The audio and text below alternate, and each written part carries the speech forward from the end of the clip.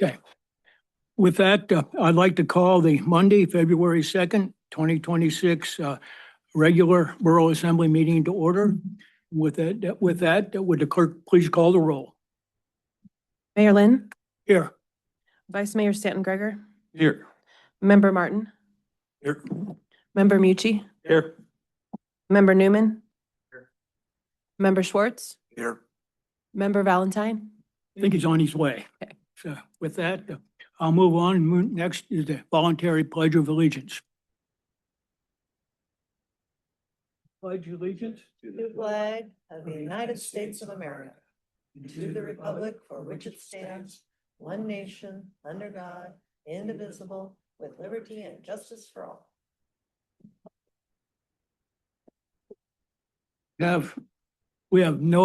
There's no minutes from the last meeting to approve. They'll be on the February 17th agenda.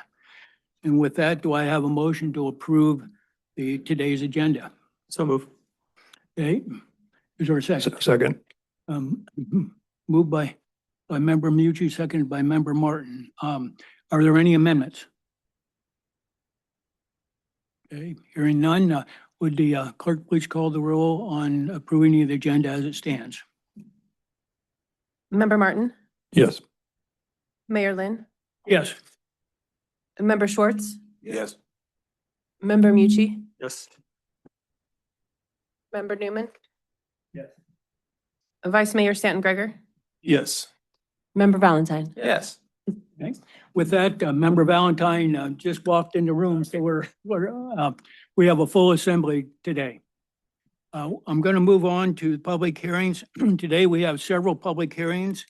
The first one on the agenda is ordinance 2026-02, an ordinance of the Petersburg Borough Assembly vacating a portion of the 7th Street right-of-way and authorizing conveyance of the vacated area to the borough to be consolidated with adjacent block 275 to create a lot suitable for residential development. Any public hearing regarding ordinance 2026-02 should be given during this public hearing. A copy of the ordinance 2026-02 is found under agenda item 14B. Is there anybody who would like to talk to this ordinance? Okay. Seeing none, and there's nobody on on Zoom. Okay, I'll move on to the second item.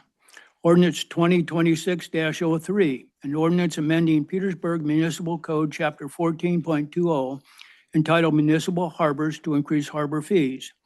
Any public testimony regarding ordinance number 2026-03 should be given during the public hearing. A copy of the ordinance of 2026-03 may be found again under agenda item 14C. Is there anybody that would like to talk to this ordinance? Okay, please come forward, state your name and who you represent. Thank you. Good morning. I'm Anthony Tiber, speaking from myself. I just kind of had some concerns about how this was presented to you guys during the last meeting. Excuse me. There's three main points that were brought up, such as inflation, labor costs, and utility rates.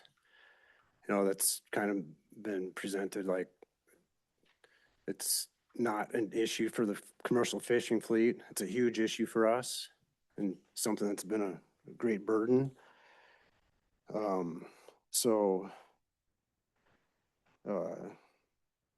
The fishing industry seems like from every facet is just being eaten alive, and we're looking for any little angle to receive some alleviation from that. The main driver, though, seem to be pay increases for the staff. And do they deserve that? Absolutely. I think all the borough employees, especially the folks with boots on the ground, deserve pay increases.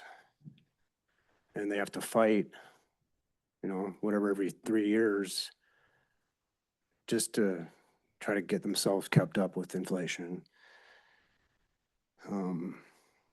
So I have no qualms with the services provided by the harbor. I think it's great. And the facilities are wonderful, but I just think that we need to take a hard look at the borough or at the harbor being an enterprise fund and maybe see if there's better ways for the harbor to collaborate with the city. I heard that, you know, Glow complained a little bit about not getting breaks. And I just wonder if we could, as James suggested, maybe pick this apart a little bit. So I thought that was a good suggestion, James. And you too, Jeff. I really appreciate the questions you brought up. As looking for alternative ways other than just raising the rates for the users.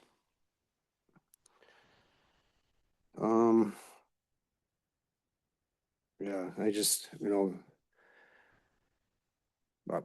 my rates haven't gone up. They haven't even stayed, you know, stable. They're just going down.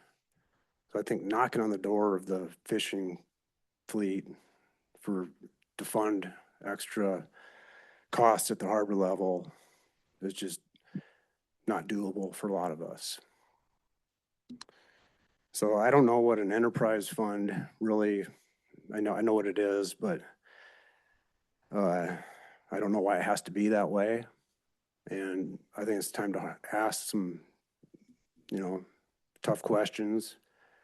And I think it's time for the harbor to look for other ways to collaborate to bring down their costs.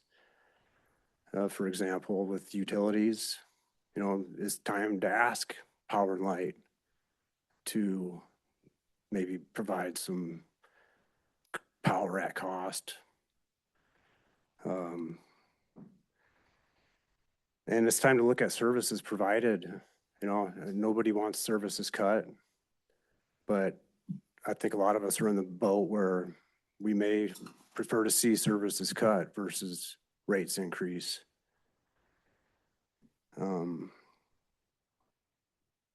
Yeah, and again, collaboration with the city. I mean, asking ourselves what it would look like for the borough to maybe come under the harbor to come under the umbrella of the borough, if that could help with efficiencies in certain ways. So thanks I do thank the harbor and you guys for all your service. I think this should get picked apart a little bit before it advances. Thanks. Thank you for your testimony. Is there anybody else that would like to talk about this ordinance? Okay, seeing none, I'll move on. There are no bid awards today. So I'm going to move on to person to be heard related to today's agenda. Is there anybody who would like to talk about items related to today's agenda? Please come forward, state your name, and you've got 5 minutes and who you represent. Thank you. Judy Omer. Speaking to the recommendation to the Assembly from the Planning Commission, and just an encouragement to go back and look at what lands could be like reassigned or traded or swapped or encouraged title to look at. We brought in the DNR contacts with the state on transferring some of the state lands for specific purpose. You can do it with, you know, specific intent and that kind of thing. It doesn't have to be a sold lot right away. And that would be one thing. And then we've got the list of signatures from Petersburg residents asking that you relocate the tower specifically at Papke's Landing on Rory Road. And at this point, we got 283 of those. So I just encourage you to take hold of the Planning Commission's approval of that, and find a way to get that tower relocated. I know since about October 14th, you've been hearing a lot of the reasons why, and I just hope you can go with that and we can make decisions for our town instead of letting other people from outside do that. Thank you. Thank you for your testimony. Is there anybody else who would like to talk to items related to today's agenda? Hi, my name's Tom Kowalski, and I'm speaking for myself. I did some research here in recent weeks concerning issues before the borough. One of them being the proposed contract sale of the borough land to Title Network. There's another item that we're going to talk about, which is the possible alternative site for the Papke's Landing Tower site. And something that came across during these efforts was an understanding about what's going on. And I think if we take a minute and consider that the towers that Title Network is proposing to install are going to be using satellite-based signal. And the satellite-based signal that they're going to use is the same signal that anybody has access to with a GPS unit, with Starlink. There are many different ways that we can use this satellite signal from different satellites that does not require a tower. We do not need a tower to use this service. Now, the Telecommunications Act of 1996 has many protections in it, and those protections are for towers that are connected by a landline. Those towers and that landline cannot be accessible by anybody unless they have a cell phone and a cell phone contract with the cell phone tower. The only way these cell phones work is through these towers. And that is why they are protected under the Telecommunications Act of 1996. These towers that Title Network is putting up are not protected by the Telecommunications Act of 1996. As a matter of fact, the judge in Sitka ruled that these towers are not protected by this act. And I just would like you guys to consider this for anything that pertains to these towers moving forward. Thank you very much. Thank you for your testimony. Does anybody else like to talk about items related to today's agenda? Please come forward, state your name and who you represent.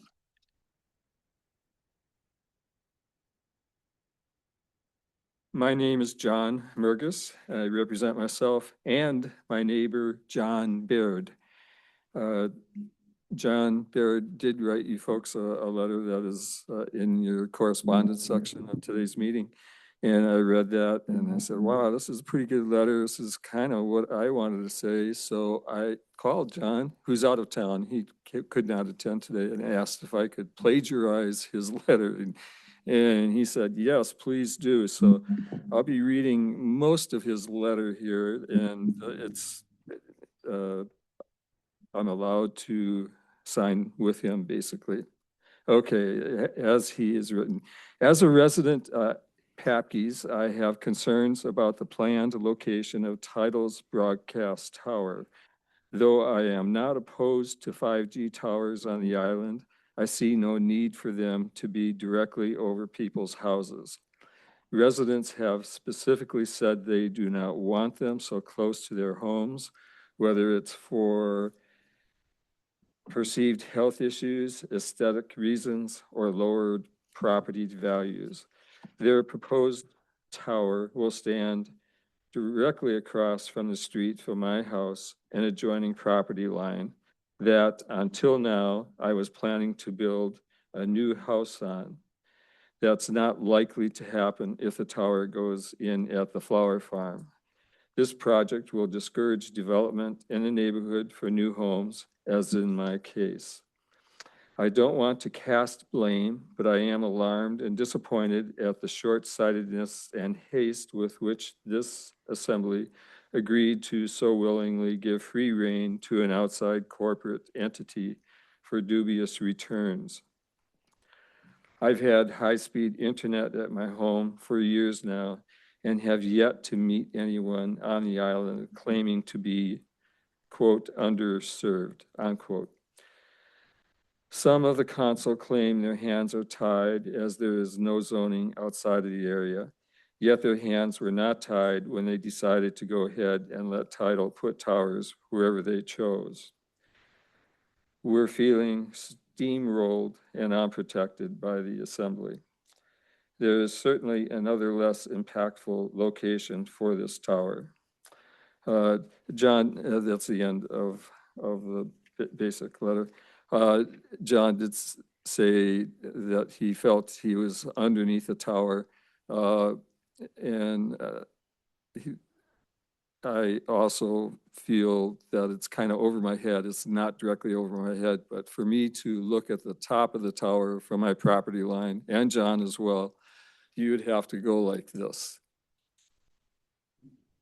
And you get a pretty sore neck. And the other comment I have is I am enthused with the reference in your agenda to discussing alternate location for the tower. Commend you for even discussing that. And I hope something could materialize from that. I really think it can. We are all looking forward to working with the communications company. We don't want to really stop them. We'd like to have the opportunity to work with them. So far that we haven't had that opportunity, but they've been indicating a little bit here and there that they seem to be a little more willing to work with us. So again, thanks for giving some consideration to helping them with the land swap. That's it. Thank you much for allowing me to speak. Thank you for your testimony. For the public's, Mr. Baird had sent the assembly all a letter, and I think most of us have read it. So, but thank you for presenting it. Anybody else would like to talk to items related to today's agenda? Please come forward, state your name and who you represent.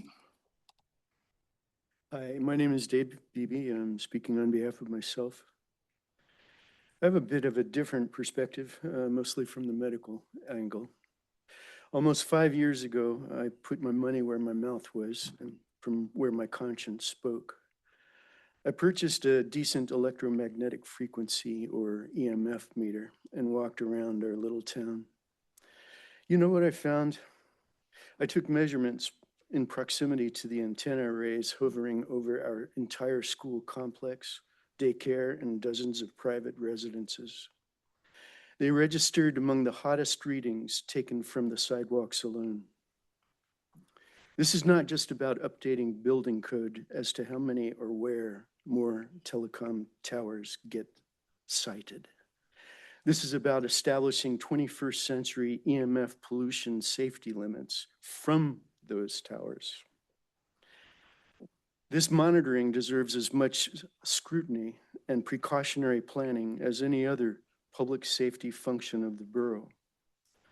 Consider the public health and safety purposes of geotechnical surveys, food safety inspections, sanitation, traffic flow, or building codes, etc. Updated EMF emissions monitoring are as vital as any other public health and safety function of the borough, state, and federal governments. As a Navy-trained surgical technician in all major surgical services, the overriding credo of the surgical team comes straight out of the Hippocratic Oath, the earliest expression of medical ethics in the Western world. And what would that credo be? Just 4 words. First, do no harm. Are we not here as a team, honoring obligations to public health and safety in this room to first do no harm? This certainly makes sense to all adults with a conscience in this room, right? Well, this is not so much about the adults in the room as it is about our obligations to our children and grandchildren. They are not only the most biologically vulnerable population, they are literally functioning as the first test subjects to be exposed to a lifetime of chronic EMF non-ionizing radiation exposures. This is what the military and medical research industries infamously imposed on Black prison populations and soldiers on many occasions in our past. Are we going to allow the government to accomplish the same biological trials upon our innocent children with zero informed consent? By the way, informed consent is another international standard of medical ethics.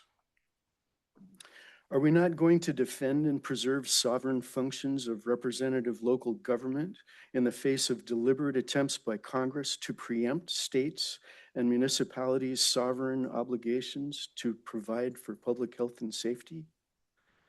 That's what's at stake in our community. The recent explosion of 4G, 5G, and now 6G antennas and surveillance cameras everywhere has been a highly controversial matter, nationally and regionally. I find it remarkable that just because it was legal, the common courtesy of informed consent of the public and recognition of highly controversial matters as this were not actually appropriately responded to with a serious heads up. Finally, are we not going to recognize the decades of regulatory capture of the FCC and its abject refusals of the FCC to comply in defiance and open contempt of court orders to update national safety standards? Transparency is essential to legitimacy of local governments as much as upholding obligations to the public trust, and I hope council votes will rise to this occasion. Thank you. Thank you for your testimony. Is there anybody else who would like to talk to items related to today's agenda? Please come forward and state your name. My name is Jackie Tyson, and I also have an EMF reader. And I would hope that the city manager and mayor would provide you folks on the assembly with one of these EMF readers and have you go along and take and check, because I've been all over this island checking the EMF, the RF, everything. And it's to make a decision based on science, to make a decision that's well thought out, I think is what we have elected you folks for, to look out for us and protect us and to give us a safe place to live. Thank you. Thank you for your testimony. Is there anybody else that would like to talk to today's agenda?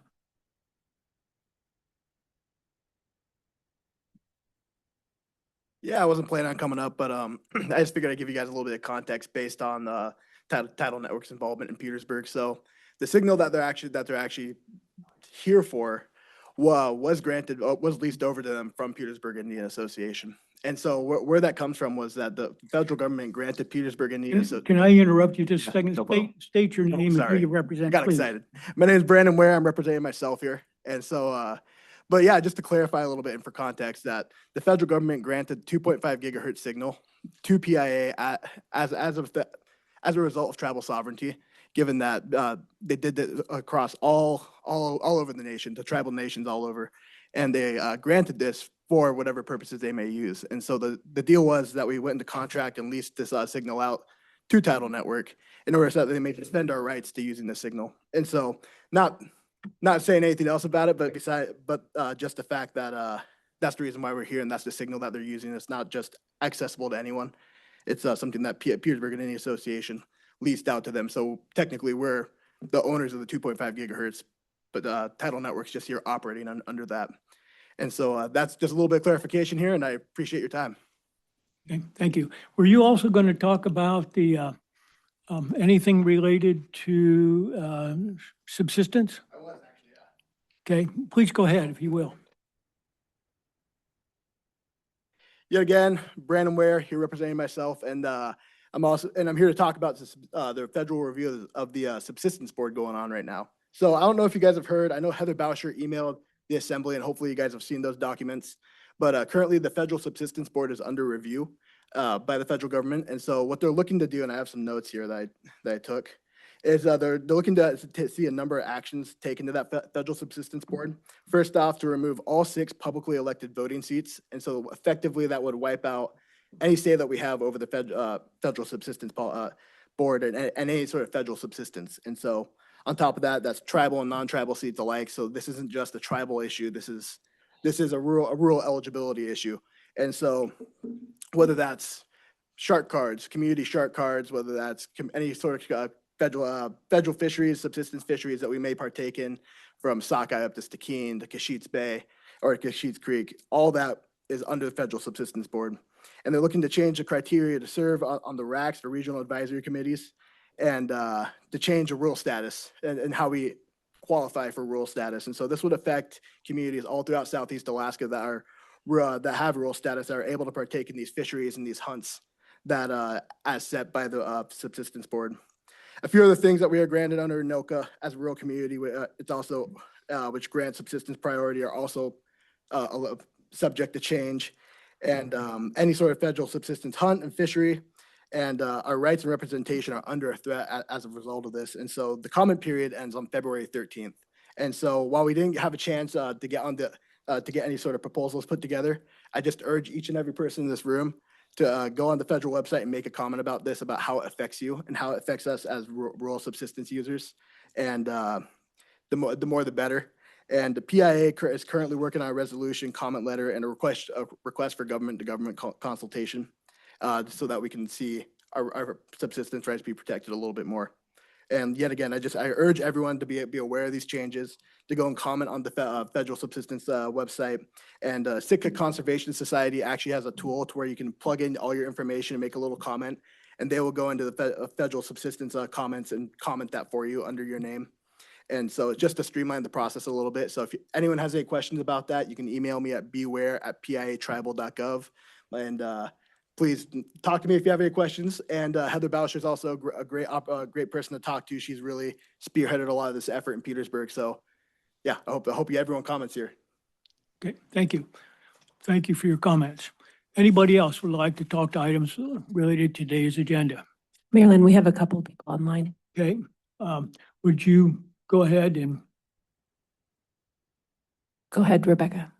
okay. Rebecca, I think we have you, you've got the floor. Okay, this is Becky Knight. $50 million, think about it.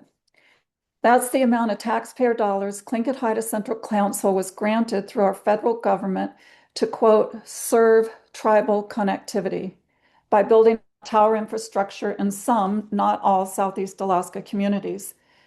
This is big government in its most glaring example and masquerading as characterized as a private enterprise. During Title's January 27 Virtual Information Center session for Petersburg, and Judy mentioned this at the last meeting, but I'm going to kind of drive it home again here. Their response to a question about how Title determined unserved or underserved areas was revealing.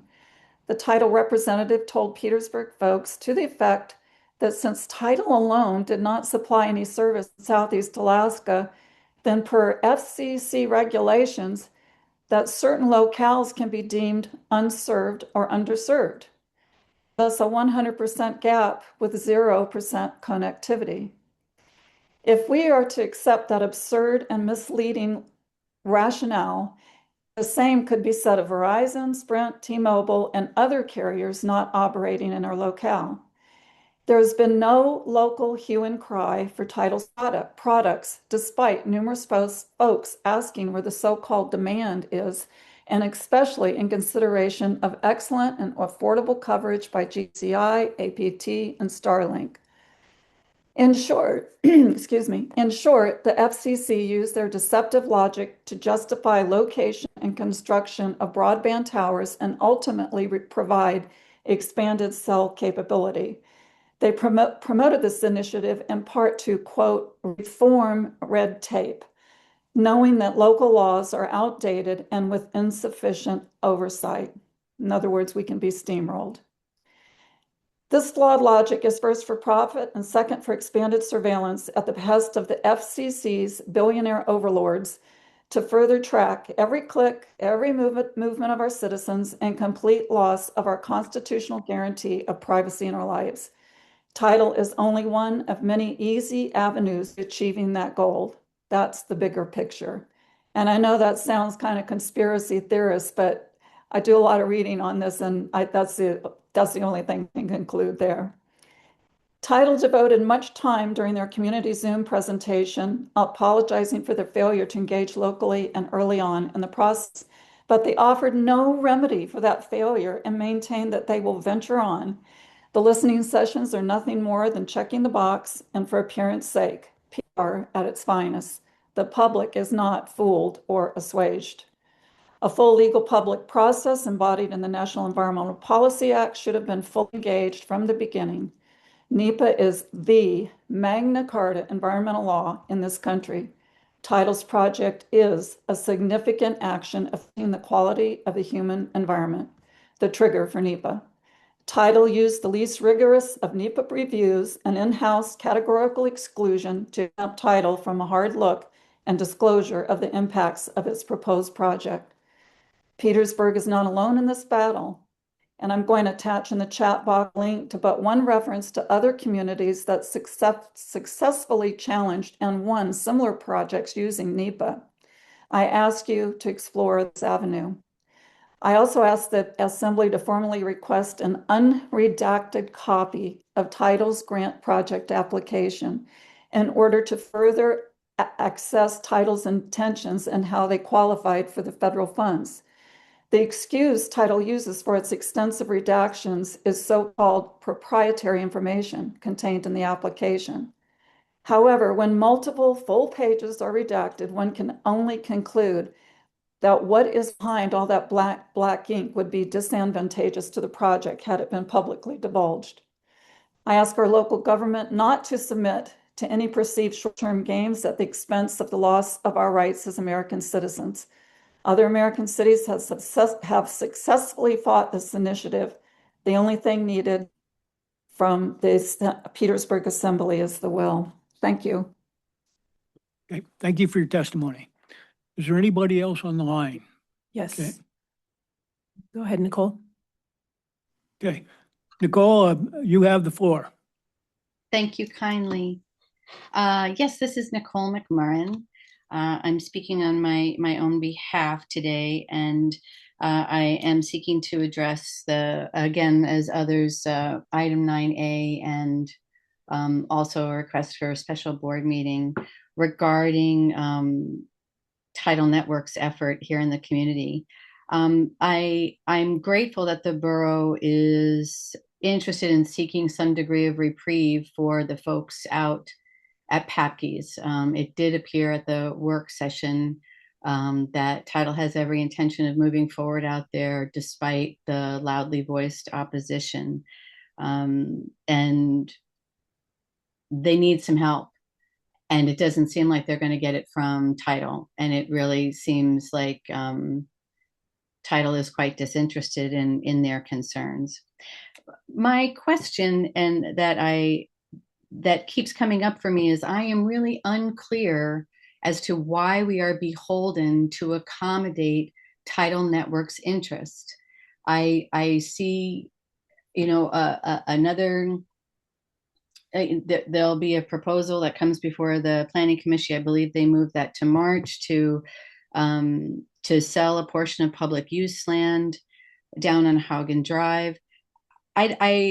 I'm confused why we are bending over backwards to accommodate them when we don't have ordinances that are up to date to address this type of infrastructure build, when we have other towers within the community that they say they can be utilized. I had understood that the grant required them to build their own towers. Asked directly, that is apparently not true. It's just very confusing to me why we are trying to address a business need that the community has not stated it has a need for. So should you proceed to look at sites within the community to accommodate them, I would also offer it's a poor precedence to look at public open space to provide an answer to a business stated need rather than a community stated need. So thank you for your time and attention to this. I know it's been sucking up a lot of energy, but it means a lot to people, myself included. So thank you for that. And on a separate note, I would like to echo Brandon's comments regarding the subsistence board. I actually think it would be an excellent move for the borough to write a letter and state its opposition to the proposed changes, because they really are significant and they will impact the daily behaviors of our community greatly. Thank you very kindly for your attention and for all your service. Really do appreciate it. Thank you for your testimony. Is there anybody else on the line? Okay. Anybody else would like to talk to items related to today's agenda? Please come forward, state your name and who you represent. Hi, my name's Erica Warhatch, and I've come to a lot of these meetings, listened to a lot of these people's concerns, my friends and neighbors, and you guys too. Thank you for listening to us. I guess one of my things that I feel like needs to be more emphasized is an individual who would want to come here and be a resident or build their own home. We've been talking a lot about this housing crisis in the last few years. And how would somebody put a bid in, like say they wanted to buy the Fowler Farm or the property on Mill Road, how would they compete with an entity like Tidal? It's just not a level playing field, and I don't know that enough has been said about it. And thank you for listening. I'll stop before I keep babbling. Thank you for your testimony. Anybody else like to talk to items related to today's agenda? Please come forward, state your name and who you represent. My name is Kirsten Dupree, and I represent myself. And I just want to say what I said last time. From their application, Plinkett and Hyde, a bid proposal provides qualifying broadband service to 100% of unserved households in its service areas within its tribal lands, that is, all of Southeast Alaska. Plinkett and Haida will offer those services in other service areas unless there is either an objection or duplication. And this is in their application, objection or duplication. And that's what we have going on here. Not to mention the health issues and everything else that these things bring. They determined that there will be 32 towers required for all service areas, subject to detailed engineering and post-award field work. They expect that 25 new towers will require full construction. The 7 existing towers will be required for coverage and service provisions. I am sure there are communities within Southeast Alaska that would love this service. Petersburg seems to not be one of them. We have service. Thank you. Okay, thank you for your testimony. Anybody else like to talk to items related to today's agenda? And nobody else again on Zoom? Okay, I'm going to move on then to items unrelated to today's agenda. And I gave Brandon a chance to talk early, but I appreciate that. Anybody else like to talk to items unrelated to today's agenda? Please come forward and state your name and who you represent.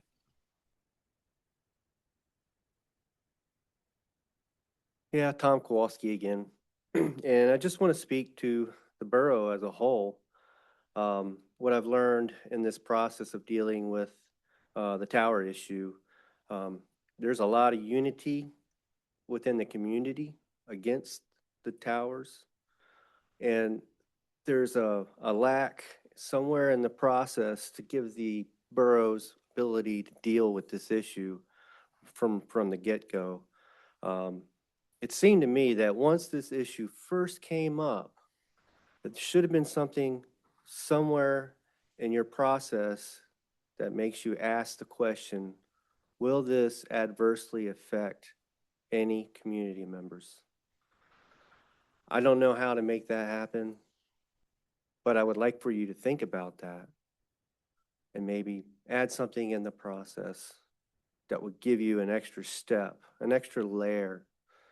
You know, you guys are here to protect the people. Your job is to create and update ordinances, and those ordinances are put in place to protect us. And I think there's some improvements that can be done. And if you need another person, if we need to hire somebody that looks at every actionable item with a process involved, that they can do the work that we've been doing. We've been doing a lot of work at home. If you add up the time that I've been working on these towers, I could probably take off work for a couple of months if I got paid for it. And there's another thing I want to bring up. You guys don't get paid very much for what you do. There's no real incentive for you guys to spend your whole Saturdays and Sundays researching contentious items. And I think that needs to be fixed. I think there needs to be some incentive built into your system, our system, to allow you guys to be better educated and to make good decisions. Thank you very much. Thank you for your testimony. Anybody else wants to talk about items unrelated to today's agenda? This is also Judy Omer, and speaking for myself, more about the process, and I think some of the disappointments therein. You've all been patient in all of us getting up and speaking to the same issue of the towers that's very near and dear to our hearts and the people that thank us for doing what we're doing. This last week where we had the listening session, as it was called, with title, and then back to back with the work session that was with the borough, I think we came with the idea that we were going to have some kind of interaction or exchange. And that wasn't the way it played out. And it just felt like it was all shut down. And that was probably the hardest thing to have to deal with, where we can't talk with you other than to talk at you. And you can't talk where we even know what's going on in how the borough is processing all this.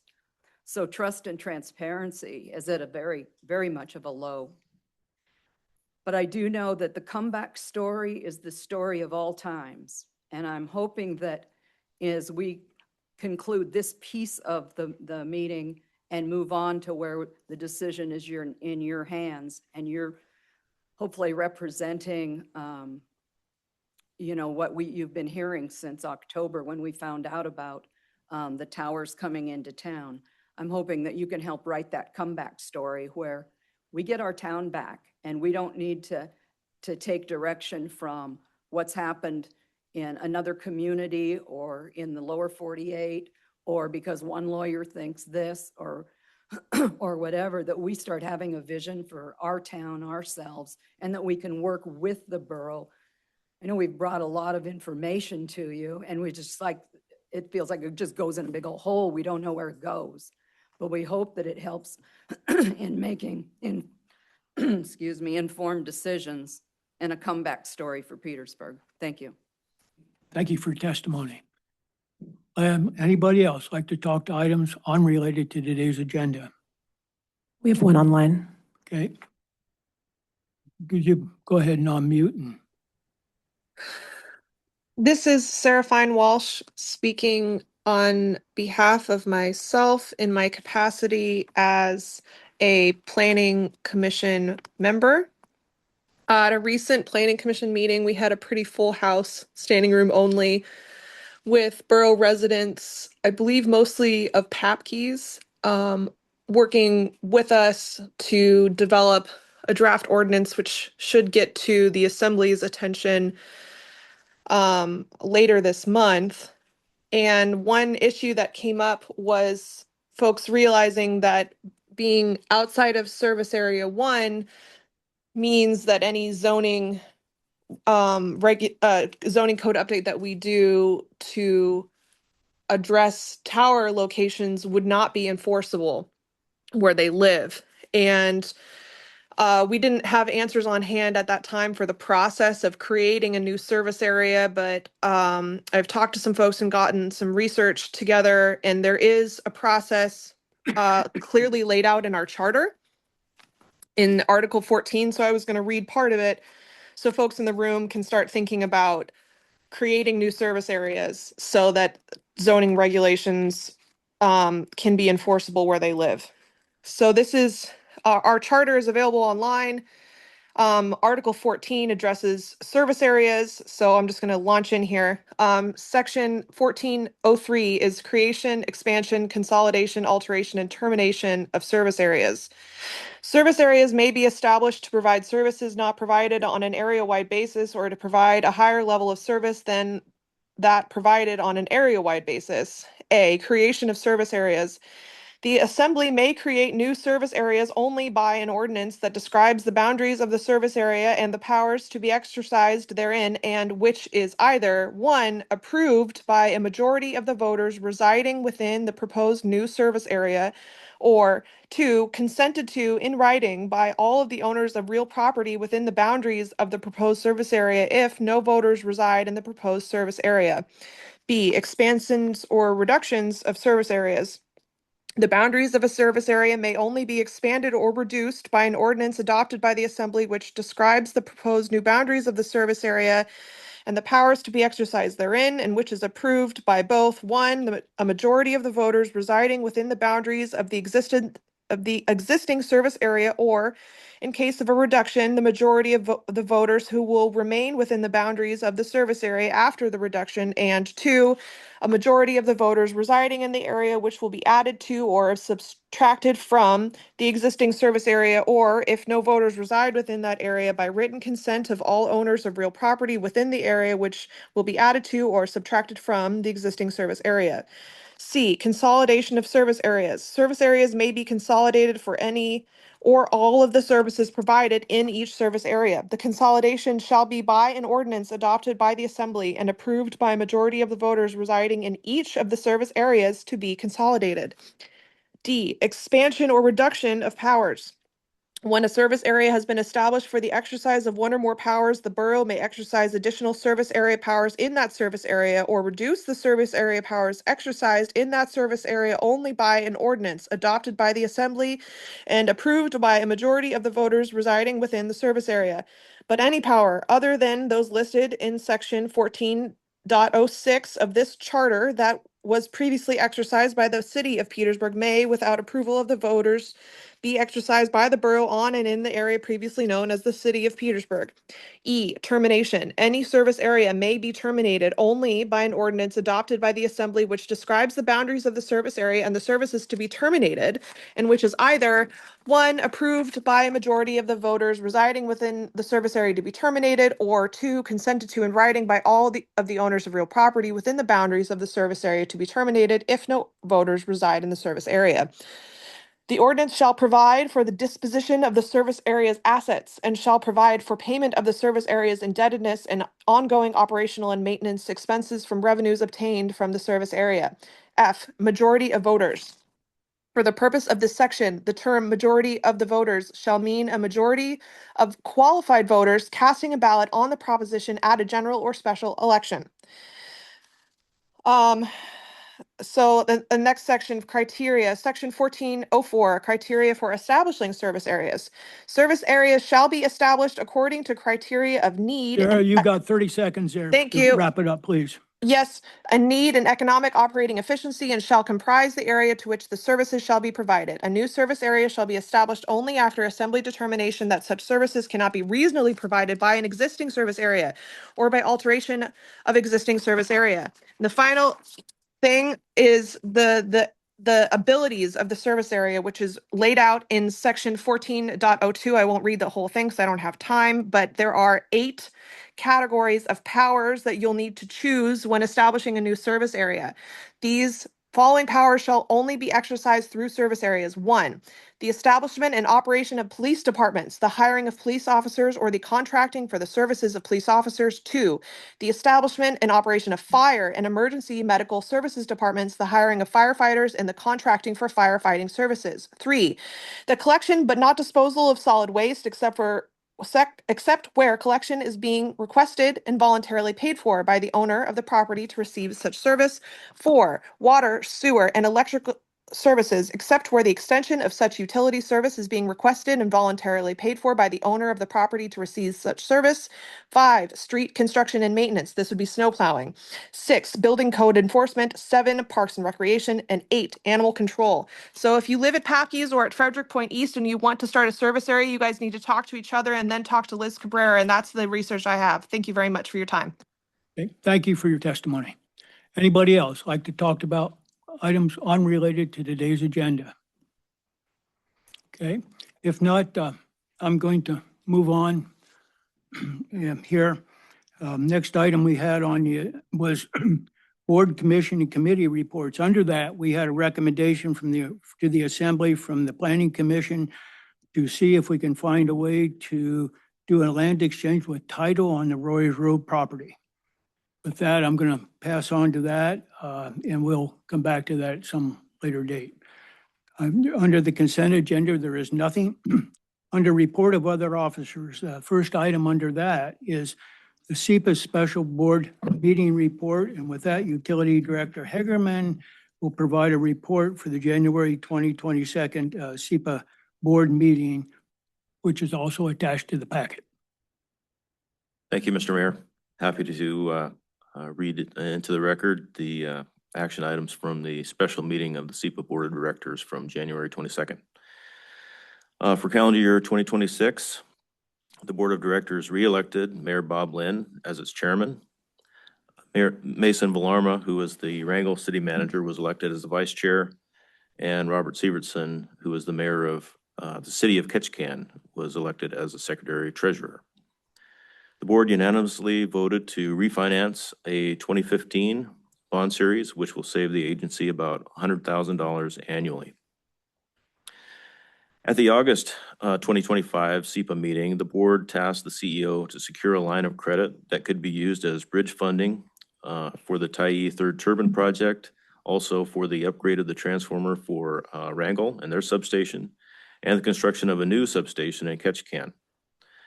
When reimbursable grants are received for project funding, the agency must pay project costs up front, now made possible with this line of credit, before seeking reimbursement for the project expenses from the grantors. The line of credit was presented and approved at the special meeting. The board also held an executive session to discuss several long-range initiatives that could be undertaken to improve grid resiliency. The discussion was also held regarding a new contract for the SEPA CEO. No decisions were made in executive sessions, and both topics will be discussed at future regular meetings. Thank you. Any questions from the assembly, from Mr. Hagerman? Okay, Member Mucci? Yeah, thank you, Mr. Mayor. I didn't see it in the report, but when you're talking about long-term planning, has been there any discussion within the board regarding data centers and their impacts in Petersburg, Wrangell? I know Wrangell is pursuing a data center there, and I think they're struggling to figure that out. Is that part of the SEPA long-term plan? Okay, Carl, you want to take a first crack at it, please? Yeah, through the mayor. Well, the planning that we were talking about in executive session is more related to new projects that will provide more power to the member utilities. What you're speaking of is a customer aspect, which will draw more power from the member communities.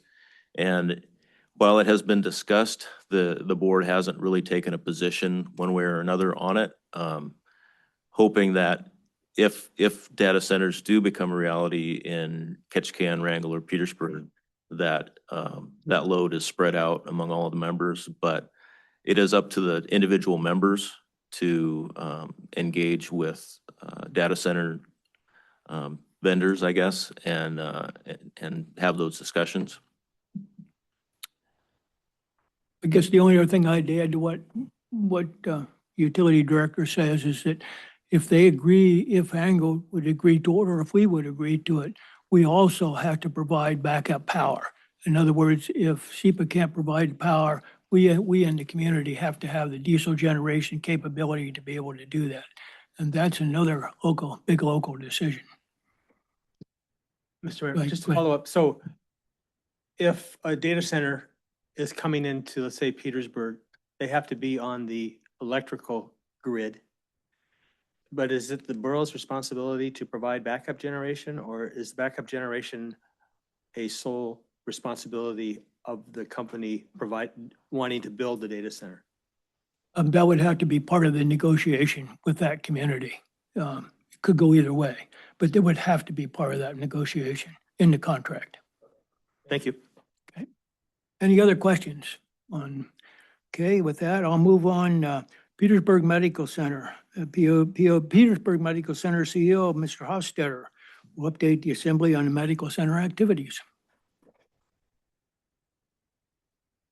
Yeah, thank you. My report submitted, and if you have any questions, let me know. 2 items. Thank you so much for participation at the work session last Monday, and it was very, it was productive. It's a lot going on, and it's hard to cram in 2 hours. So thank you for your time in providing that.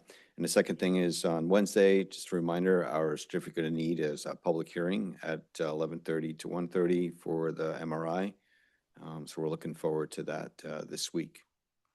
With that, is there any questions related to report or medical center?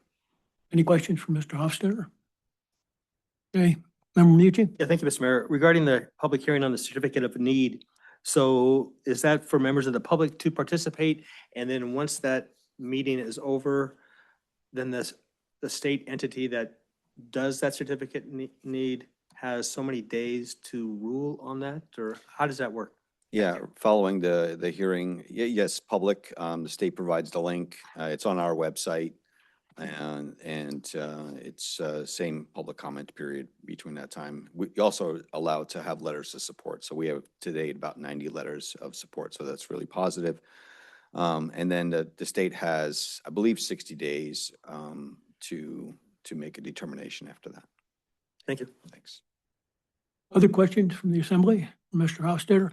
One thing I would like to mention is that I was very appreciative of the presentation on the transformation bill that I believe Katie, I can't remember her last name, but Yeah, did. Katie I thought Price. it was outstanding. Yeah. And it looks to me like from that, we have a chance, I think we need to look at some opportunities there too as part of this. That's the way I would say it.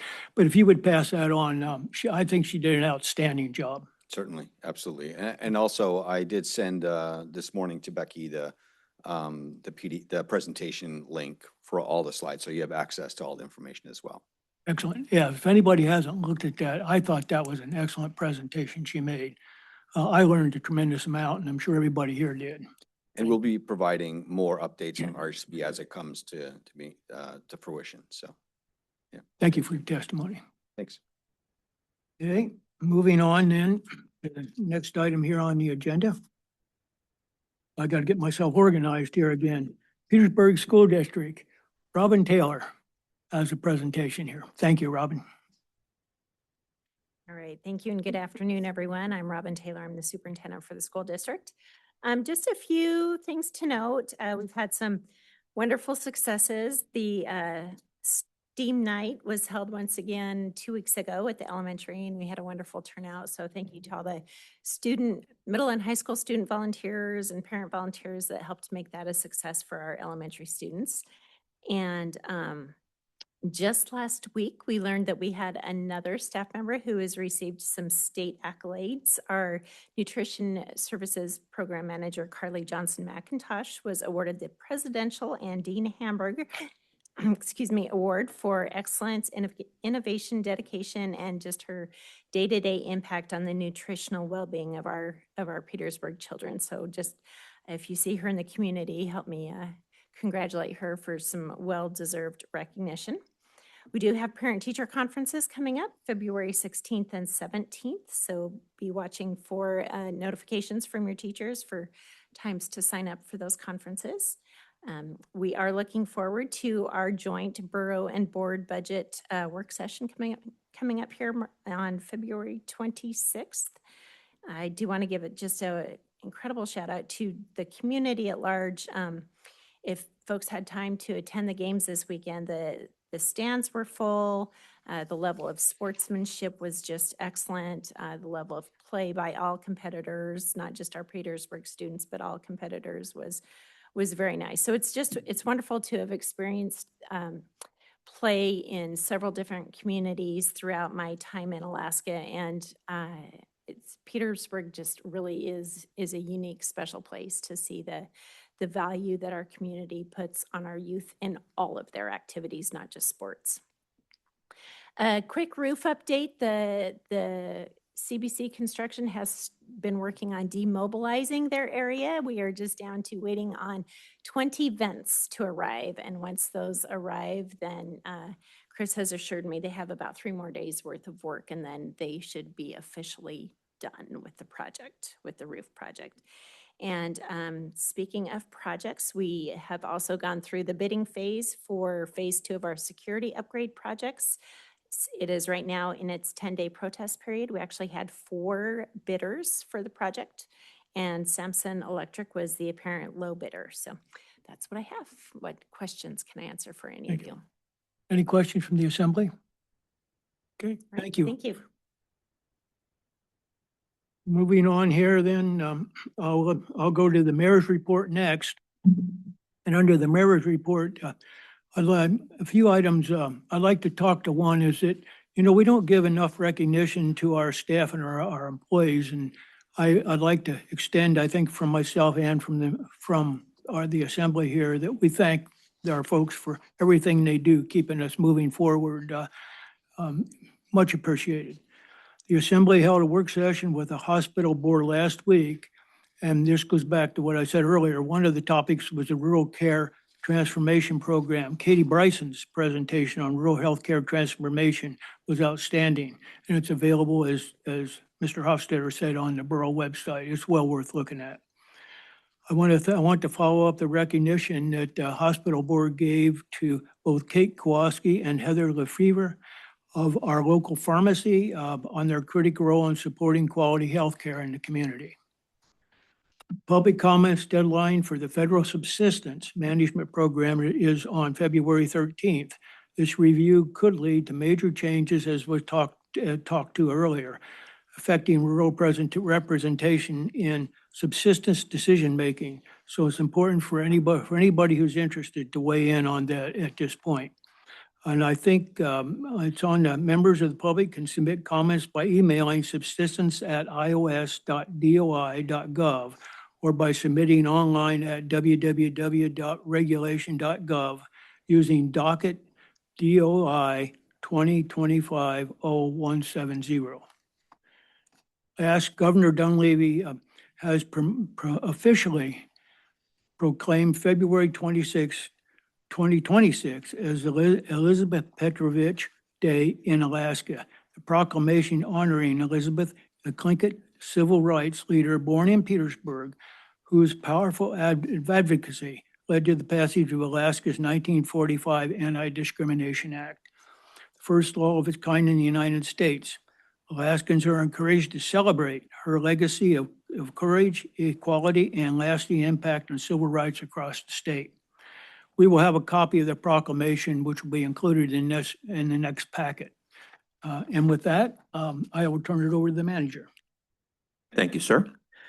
The borough received a patent deed for approximately 1,500 acres at Cape Fanshawe as part of its municipal land selection. It's a very slow process working with DNR on just about anything, but it's really nice when it finally comes through.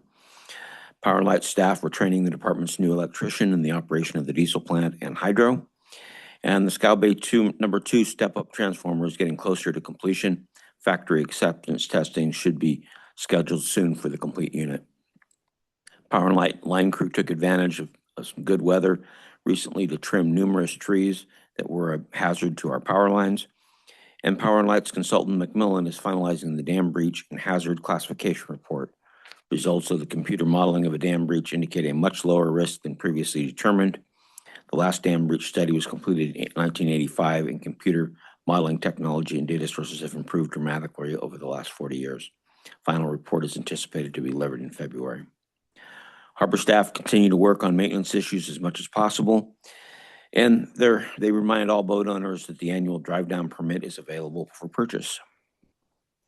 GLOW is working with community development and the attorney to finalize ordinance zoning requirements and draft lease language for the Assembly approval in the negotiation with ACL.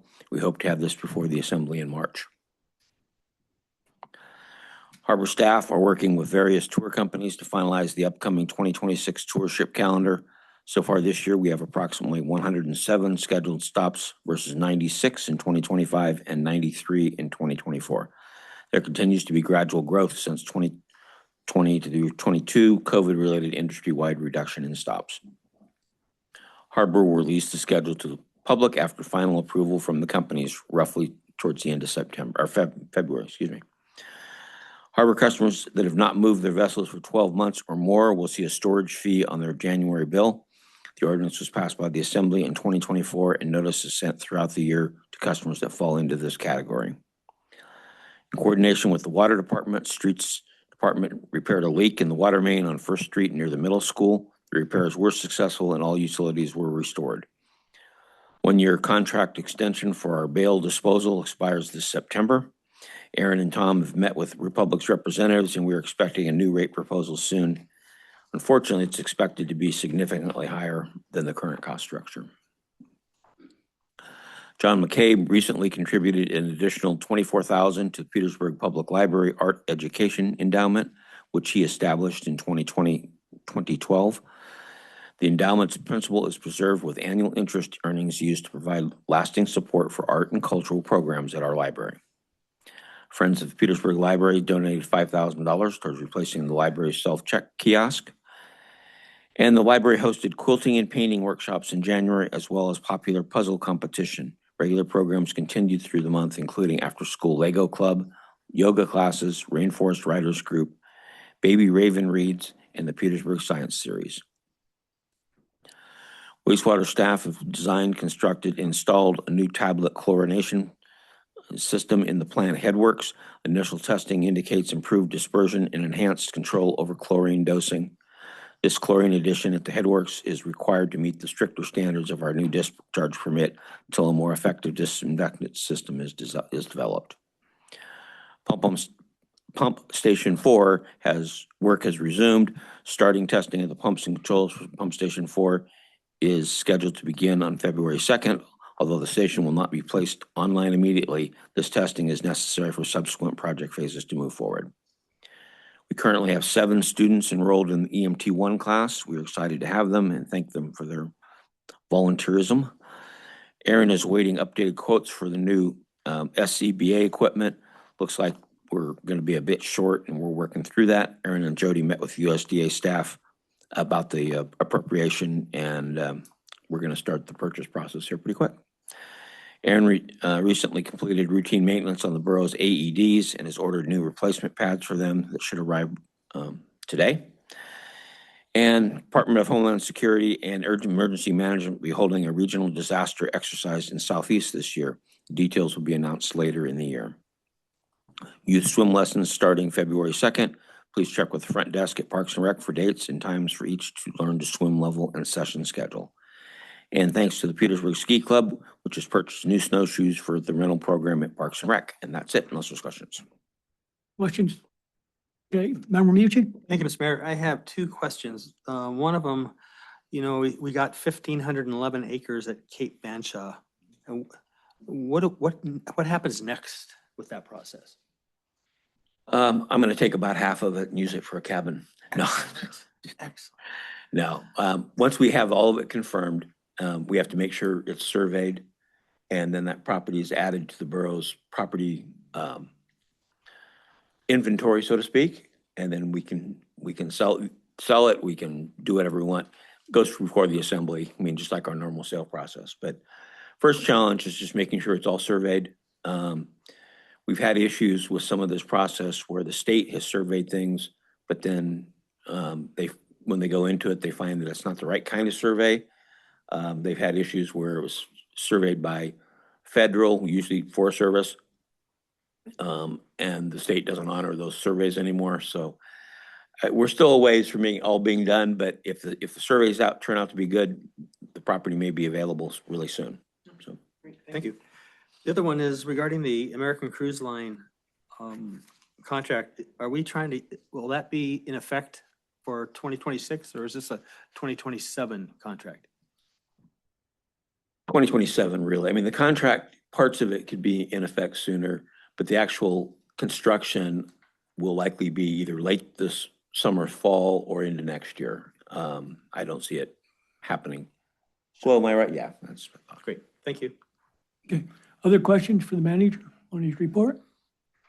Okay, with that, I think we'll take a 5-minute break here and you can come back. Yeah. Oh, the other thing on the, just for your questions.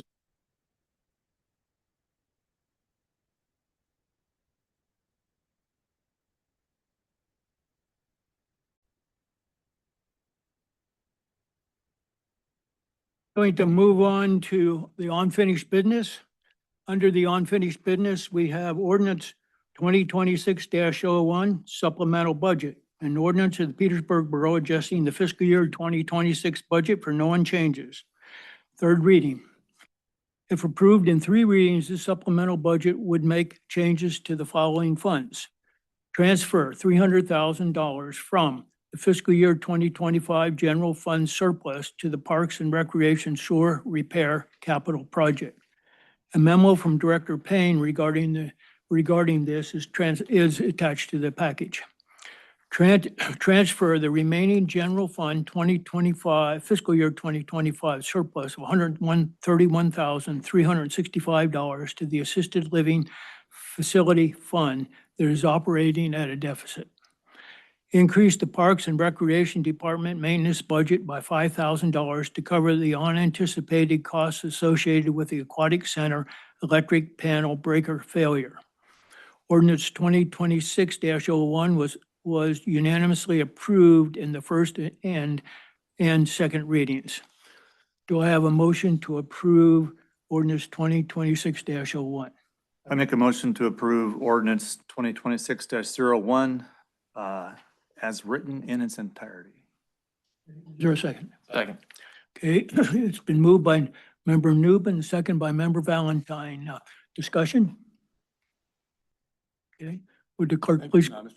Yes, you may. Thank you, sir. Mason, I'm sorry, I missed you. You're all good. No, just briefly, I know it's the third reading and we've spoken about it a bunch. Just wanted to express my gratitude towards Jody Tao in particular in the finance department that we had a surplus in there. So a catastrophic failure of the Parks and Rec sewer system was able to be covered without catastrophic financial consequences. So a thank you to the finance department for making this as smooth as it could have been. Thank you. Okay, Member Mucci? Thank you, Mr. Mayor. Regarding the $5,000 for the roof for the electrical panel, 2 questions. When will that work start? And is there also been thought given to that drain spout that is over that electrical panel? Has that been, I'm sure it has, but I just wanted to know what the conversation is. Okay, so through the mayor, not to correct you, but the 5,000 has nothing to do with the cover or drain spouts yet. Yep. It's for the breaker and the electrical, the help we needed to get that replaced out. We're working on estimates on the other pieces of this puzzle, and then we'll put those in this upcoming budget year. And then we'll have better numbers for you. Right now, we just don't know. Thank you. Other questions for the manager? Okay, would the clerk please call the roll? Vice Mayor Stanton Gregor, Yes. Member Martin, Yes. Member Valentine, Yes. Member Newman, Yes. Member Schwartz, Yes. Member Mucci, Yes. Mayor Lynn. Yes. And that passes 7-0. Next item on the agenda is ordinance 2026-02, an ordinance of the Petersburg Borough vacating a portion of the 7th Street right-of-way and authorizing conveyance of the vacated area to the borough be consolidated with adjacent block 275 to create a lot suitable for residential development. This is the second reading. If approved in 3 readings, ordinance 2026-02 would allow the borough to combine the vacated portions of the right-of-way with block 275 to form a single parcel for future housing. Block 275 to create a lot suitable for residential development. Do I have a motion to approve ordinance 2026-02? So moved. Second. Okay, Been moved by Member Mucci, seconded by Member Valentine. Discussion there. Anybody from the? Okay, Member Martin. In support of making a residential lot available, but I'm real interested in how we're going to sort out disposing of it in a way that gives us the greatest chance of it actually being developed into a housing unit. So I guess we'll have that conversation later. Through the would you mayor, like I to can, address- I can member? speak to it. Assemblymember Martin, absolutely agree. One of the things we're talking about internally is what do we do with the 9 lots we're getting from Tlingit Haida up at the airport subdivision as an example, and others that come up. We're started on a list of things that we'd like to say, you can only buy one of these lots, you can't buy multiple, it can't be for speculate. We're working through that. At some point, we'll bring a list to the assembly before these lots are put up for sale and try to ask for any other input that we can get and come up with something that we can run by the attorney and make sure it's enforceable. And, you know, kind of like what Sig and Amber did with Skylark, where there's a lot of restrictions on that process. We want to make sure the borough is a good neighbor from that perspective and make sure these lots are going to be available for single family. So we're not there yet, but we're aware of it. Thanks. And you'll be bringing that back to us once Yes, it's sir. approved, yes, for another, yes. Other questions for the manager? Would the clerk please call the roll? Mayor Lynn, Yes. Member Mucci, Yes. Member Schwartz, Yes. Member Newman, Yes. Member Valentine, Yes. Member Martin, Yes. Vice Mayor Stanton Gregor. Yes. And that also is approved 7-0. Moving on, ordinance 2026-03, an ordinance amending to Petersburg Municipal Code, Chapter 14.20, entitled Municipal Harbors, to increase harbor fees. This is a second reading. If approved in 3 readings, ordinance 2026-03 will increase harbor moorage and use fees effective March 1st, 2026. That the ordinance, the proposed changes in the ordinances is part of this package, but it also includes, I think, some changes too in parking fees and a few other things too. With that, is there a motion to approve ordinance 2026-03? So moved. Second. Okay, been moved by Member Stanton Gregor, seconded by Member Mucci. Discussion. Member Martin. I really appreciated Anthony Tiber's testimony there. I'm going to still be voting for this, but I'd encourage everyone. I think these cost of living adjustments they're just going to keep coming at us, and we got to get to it early if you want to suggest budget cuts in services, things like that. A different, some people wanted to take money out of reserves to cover this. Got to talk about that earlier in the process, I think, to try to get some traction, because the Harbor Board approved this pretty heartily. So anyway, I'm for it this round, but I'm sure open to the discussion next time. Member Stan Gregor. Yeah, thank you, Mr. Mayor. Briefly, I think Member Martin summarized that quite well. Also, as a year-round harbor user, no one likes paying more for services, but it is a service those who use it value greatly. So I will be voting yes today. Thank you. Member Valentine. Thank you. Just for clarification, kind of from what Mr. Assembly Martin was saying, was that when we have the public come in and, we want them to bring, if they have suggestions, the second reading is a little hard to actually change anything. So for the public, the best time would have been at the harbor meeting. Am I correct on that? Because if we have 3 reads of this, right? So they get 3 opportunities, and mainly just that first opportunity to really actually make any suggestions, right? So if they really had the time, because I feel as though maybe our packet gets out to the public a little easy, like more widespread than the harbor would, for example. So I'm not sure if this is like Anthony's second time hearing it compared to what I'm trying to get at is like, people want more time to be able to have input. When would they have been able to get in there? You know, They could do it at the harbor board when that's up, or they could come forward if they have a proposal, you know, to make some changes or even change the amounts and so forth. They could come forward right now and make that proposal to us. But that would take a member like yourself in order to make that, you know. Make the actual yeah, change. Make that, propose that change, yes. But anybody could do that at, you know, as we go through the three readings, at any one of the three readings. right. Okay. Through the mayor, if I may Go jump ahead. in. So at any point, I know Glo pretty well. If there were people that wanted to work with her and attend not even a budget meeting, but just a regular meeting where the topic was on there of services you're willing to talk about cutting, she'll consider it. If she hasn't before, she will now. And that goes for every department head. If people have ideas, go talk to the department head responsible for it. And that doesn't have to wait until a harbor board meeting or another meeting. That can happen at any time, and we take notes and go through that. What's hard, what's really hard, is when it comes up at the last minute in the budget or last minute in the assembly, where it's hard for us to gather the information fast enough to help answer questions. But you know what? I mean, like I said, I know Glo really well. Talk to her. You know, go to her, go to the meetings, and you know, you get the benefit of the whole harbor board there to weigh in on what things could be cut or changed, and what the impact of those things are, if need be. So I just wanted the clarification for anybody out there that was, you know, hey, there was time at the harbor that if, you know, the last meeting wasn't the first time this has been brought up, was basically what I'm trying to get at. Thank you. Member Schwartz. Well, I think Glo gets a lot of input, probably too much sometimes, because her door is open, just like you said. And Mr.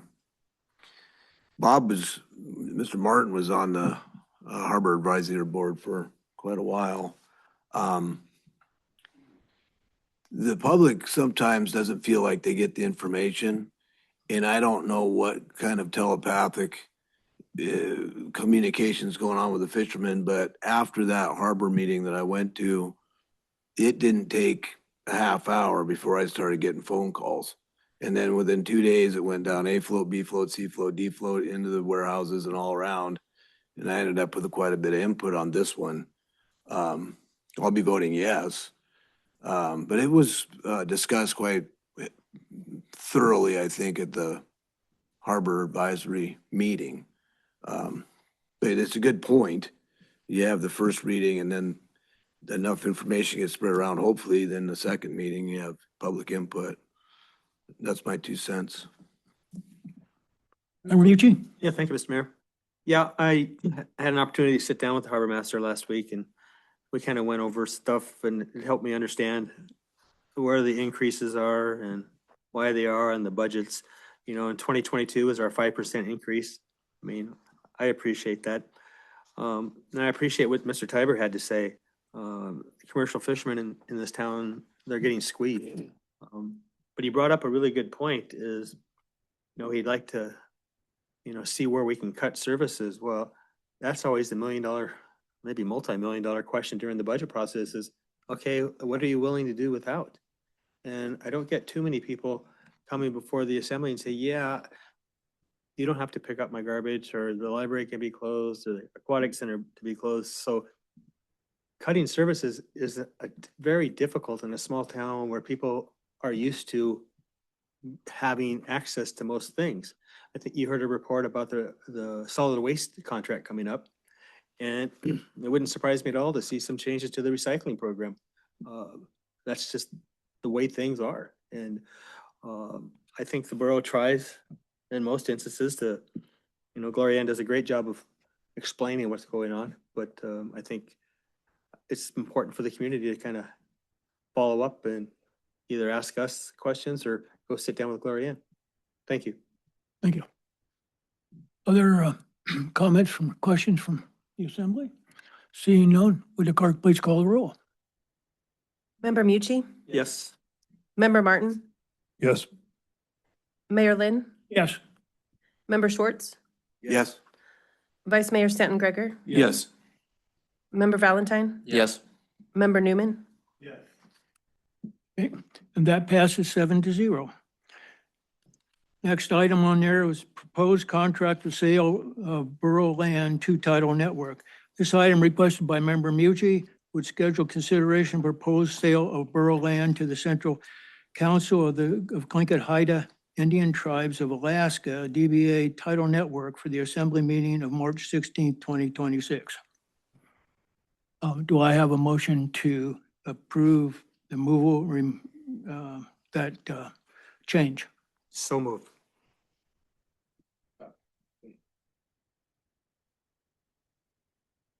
Second it for the sake of discussion. Okay, been moved by Member Mucci, seconded by Member Stanton Gregor. Discussion. Member Mucci. Yeah, thank you, Mr. Mayor. Obviously, I put this on the agenda. Since October, and actually since August and September, when I was investigating whether or not I was interested in being on the assembly, I kind of reached out to folks and tried to find out what was important to them. And one of the folks I talked to was the Aaron Hankins about the fire hall issues. And we were talking about radios and communication, and he mentioned the cell tower. And I thought, oh, this is a good idea. I thought I can get behind that. Then when I got elected, I went back and looked at the minutes from the planning and zoning and the assembly meeting, and there was very little discussion as we moved the talk of the Title Network contract forward. And over the last month and a half, or since October, it's been a constant topic of conversation in my life.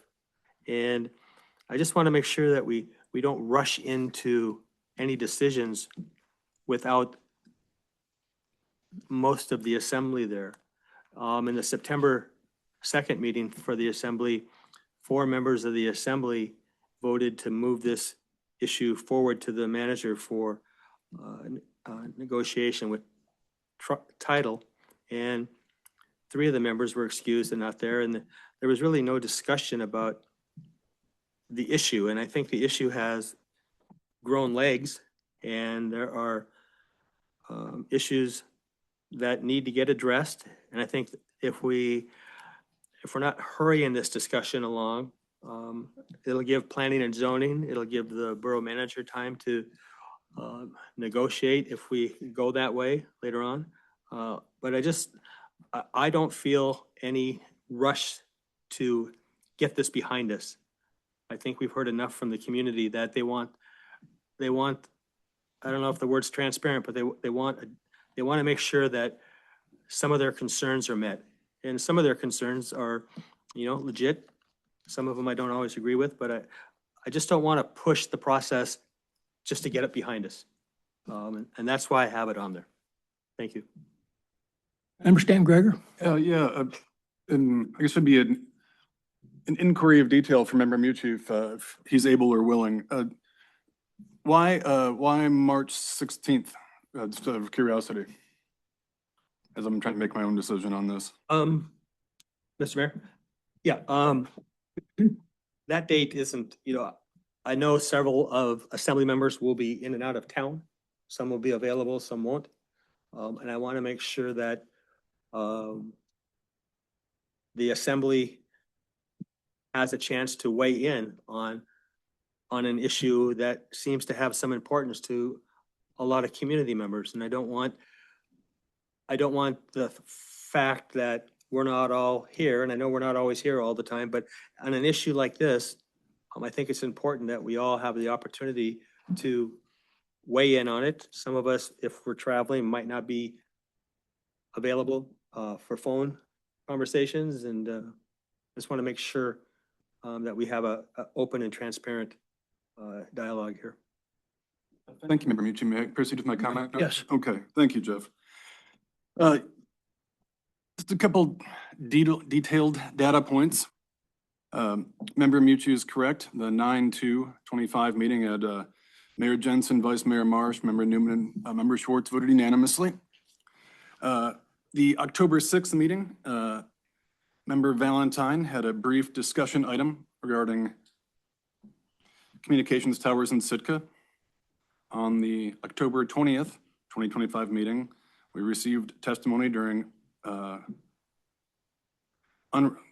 unrelated to the agenda items. On the November 3rd meeting, we received testimony during the persons to be heard related, and we voted to decline a work session at that time. Bear with me with my accounting here. November 17th, we received audience testimony and Member Mucci had a discussion item. 12-1, audience testimony and a discussion item. 1-5, audience discussion or audience testimony and discussion. And January 20th, visitors' views related to the agenda and discussion item. And including today, that's 9 meetings worth of discussion on the topic. Time-wise, which is the equivalent of, it's 5 months of exactly as of today. There's been a discussion topic for 5 months as of today, September 2nd to February 2nd. For data points, a yearly budget cycle is 6 weeks, where millions and millions of dollars are at stake, and we did over 6 weeks.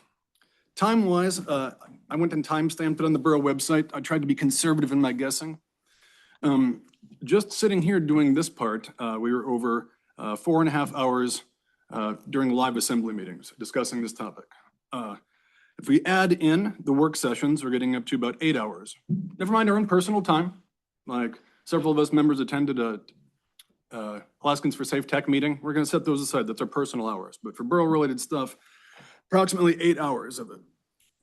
Probably a little more, but I want to be conservative in it. And just as a data point, also, I didn't go further back than 5 years, but that's more than exceeds all 5 years of, the last 5 years of budget discussions combined. So in terms of being thorough, I think we've been thorough. I admit I don't see any value in waiting till March 16th. I think Tidal Network and those who've come before us to testify deserve us to take action on this thing. And if this does not pass, I'll be asking it to go into the next meeting. Because I think we need to vote this up or down one way or the other. Again, because the amount of information we've been presented with is 5 months worth. In my time on the assembly, I don't remember an action item is gone half this long. And I do not begrudge the process. I'm glad and grateful for all who have either called to me personally or come before the assembly to testify. But I think it's incumbent upon us to do our jobs and not kick this down the can in another month.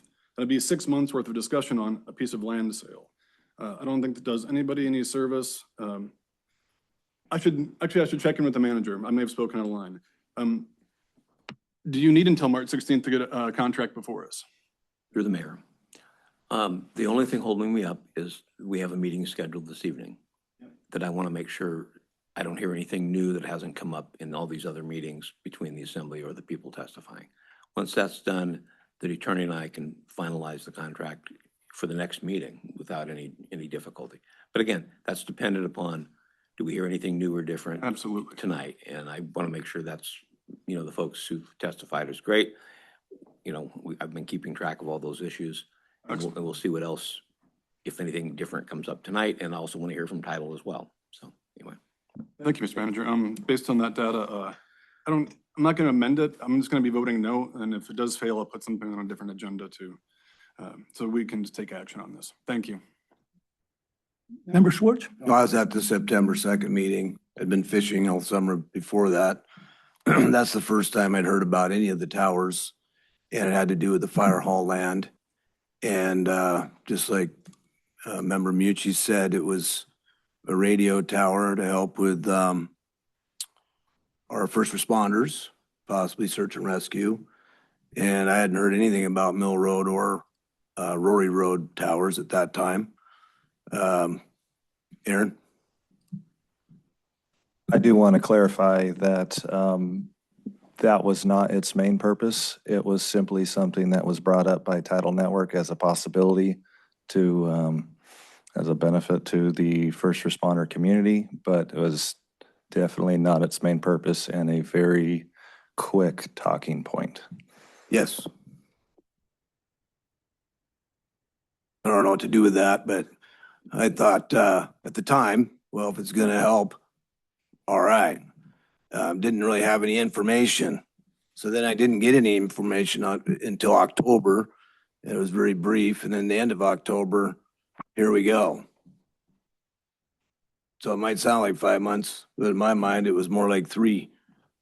You know, November, December, now January. There's a lot of layers to this onion and they keep getting, pulled back and peeled back. When I got into the assembly seat, I thought, well, what's the best you can do? Well, try to make decisions based on the best information that you can get. And in the last 2 months, I've gotten a ton of information and better and better and better information all the time.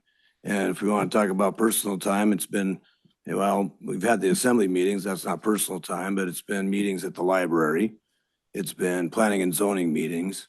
It's been Zoom meetings and awful lot of time looking at, read through the court case in Sitka, start looking at FCC, Telecommunications Act of 1996, really get into the weeds there. There's a lot to digest. So I think I might be speaking out of line here, but I think they can get an extension, title can get an extension for several years. So it's not a rush, like they have to get it done by August 26th or whatever, or August 2026.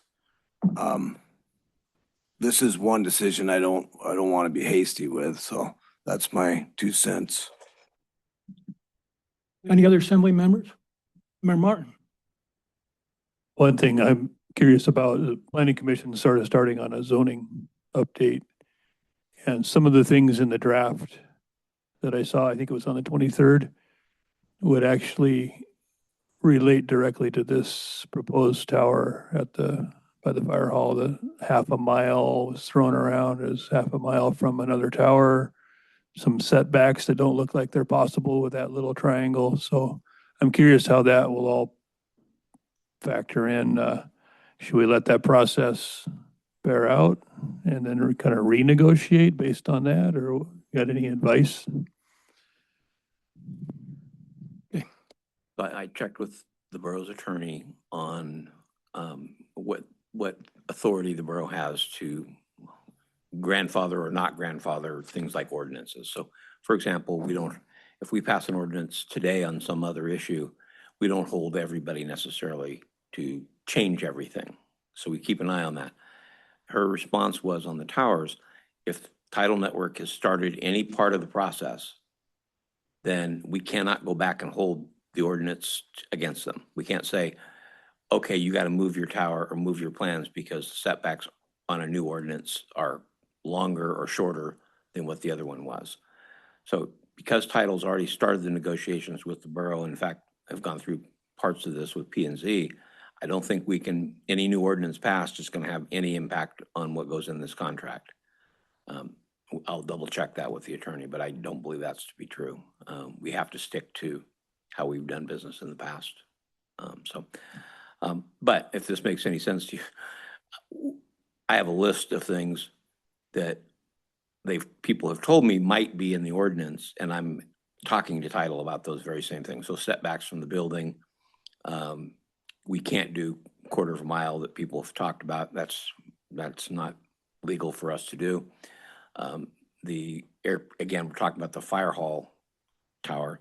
It's 290 feet from the closest, what I would say area that people would be concerned about, which is the daycare.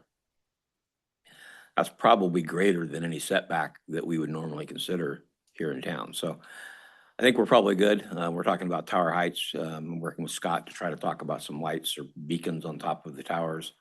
And we can negotiate potentially adding those back to towers that are already built.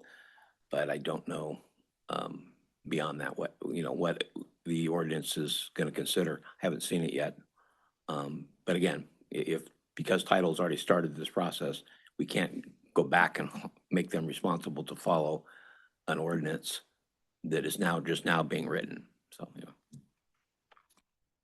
that answer your question, Member Martin? I guess for clarification, where are we? How am I supposed to know where they are in the process?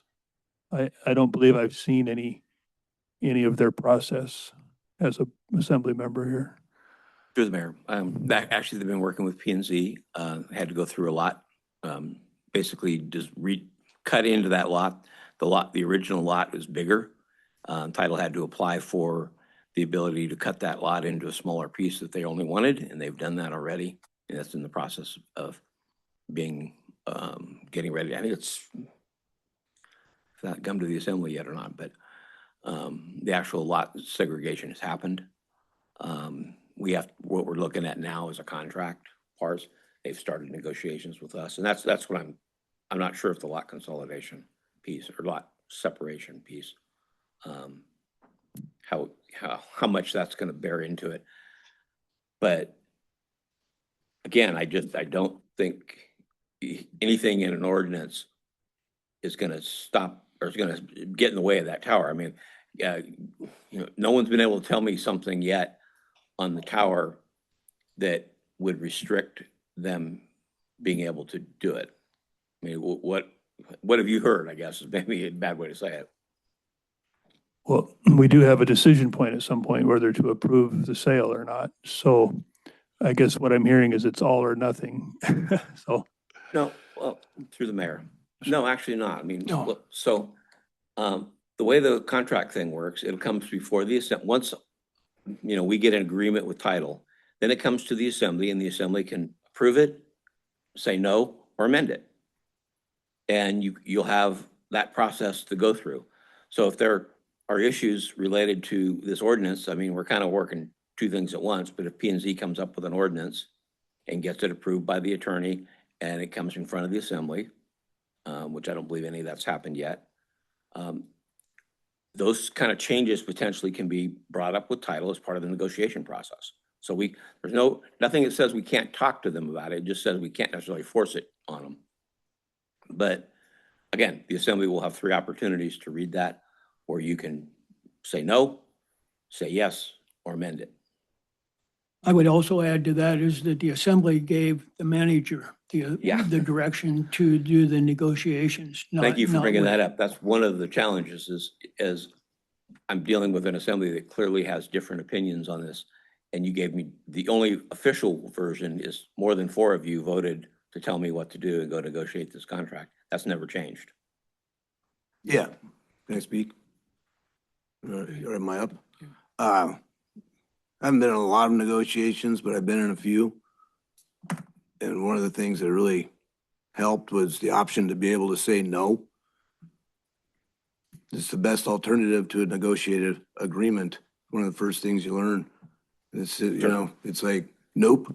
And through the mayor, just to clarify, what you'd be saying no to is ratifying the sale of that property. Right. Has nothing to do with the tower. It has to do with you don't want to sell that land. Well, that's why I got my first Camaro for $6,500 instead of $8,800. There you go.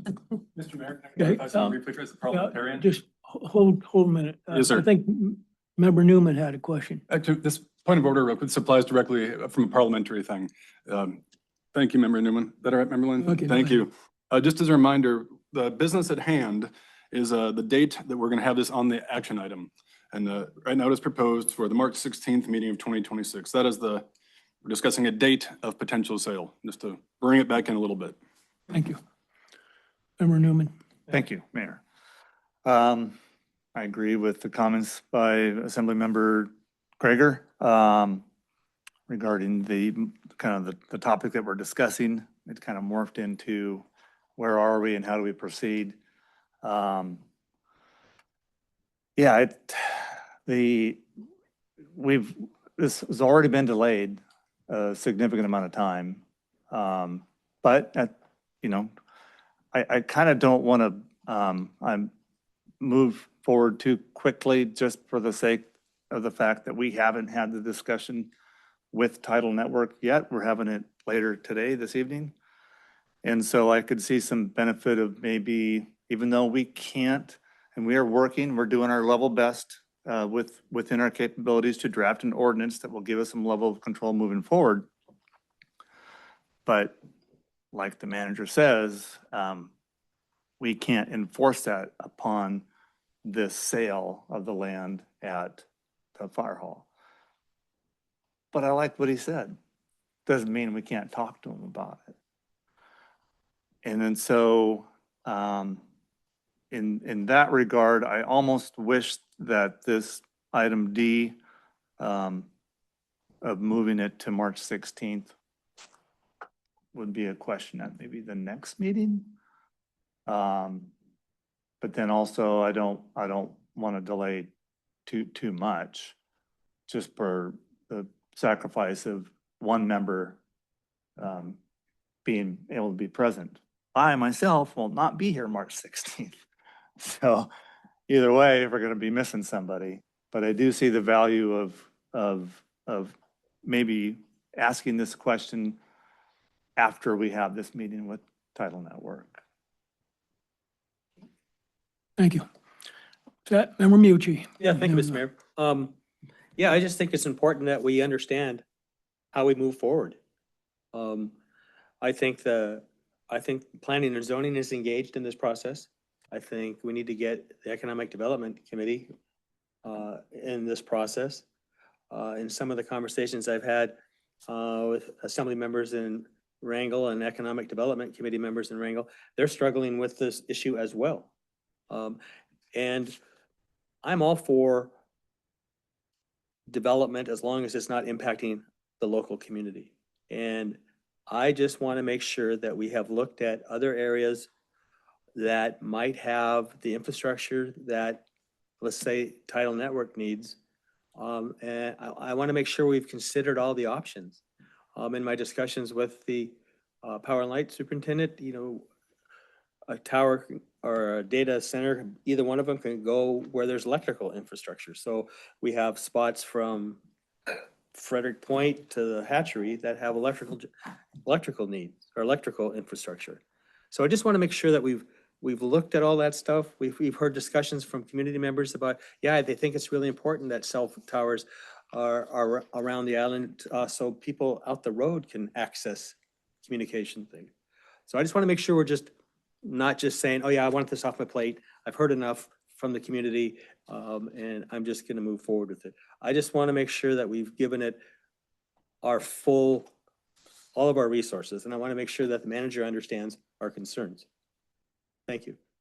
Are there any other comments? Member Newman? One thing I forgot to mention that hasn't come up yet, but, and forgive me, Assembly Member Gregor, if I'm speaking out of turn here, but you approached I already know what Molly Tabor does. Oh, Molly mapping. Yeah. GIS mapping expert. GPS mapping. GPS, thank you, sir. Would you like to speak to that? No, go right ahead. I'll Okay. come in afterwards if it makes sense. Thank Okay, you. I'll do my best. So you talked to Ms. Tabor and she, the question that you brought to her was, if we don't put the tower at the fire hall, what are our options? And so when you reviewed the available lands that are on industrial, commercial 1, commercial 2 designated zoning, and then did an overlay on the community, it became pretty apparent that the majority, almost all of those locations were in much closer proximity to residential areas than the proposed location at the fire hall. So it would appear that the location at the fire hall is actually probably the best choice and the least detrimental for proximity to residents. Here, let me briefly respond to that. Yes, go ahead. Thank you, sir. Yeah, I was going to touch on that at a different meeting, but it does apply to this. Just for those listening at home, it's more of a data point. Yeah, that's why I want this. I think we owe it to the people who've been testifying and to Title and to the community to vote one way or another on this sooner than later. It's not about getting it off my plate as it felt like it was implied. I think we've done our due diligence. But if the borough, we decide, you know what, we don't want to do this, silly this piece, cool, it's done. Title then, if there was someone inclined, could purchase from a private owner. And Molly was very giving of her time. I'm like, what would be some other options for Title to purchase? I didn't want to zoom in on everyone, but I counted a minimum of 45 other properties that would legally be able to purchase with zero discussion with the assembly, period. Zero control on our end. We can cross that bridge when we come to it, but I guess it's the data point for those listening. If we do decide not to, cool, they can buy a different one and that's it. And use it because it's appropriately zoned and legal. So anyway, you nailed it on the head as a short answer, Member Newman. Member Valentine. Thank you.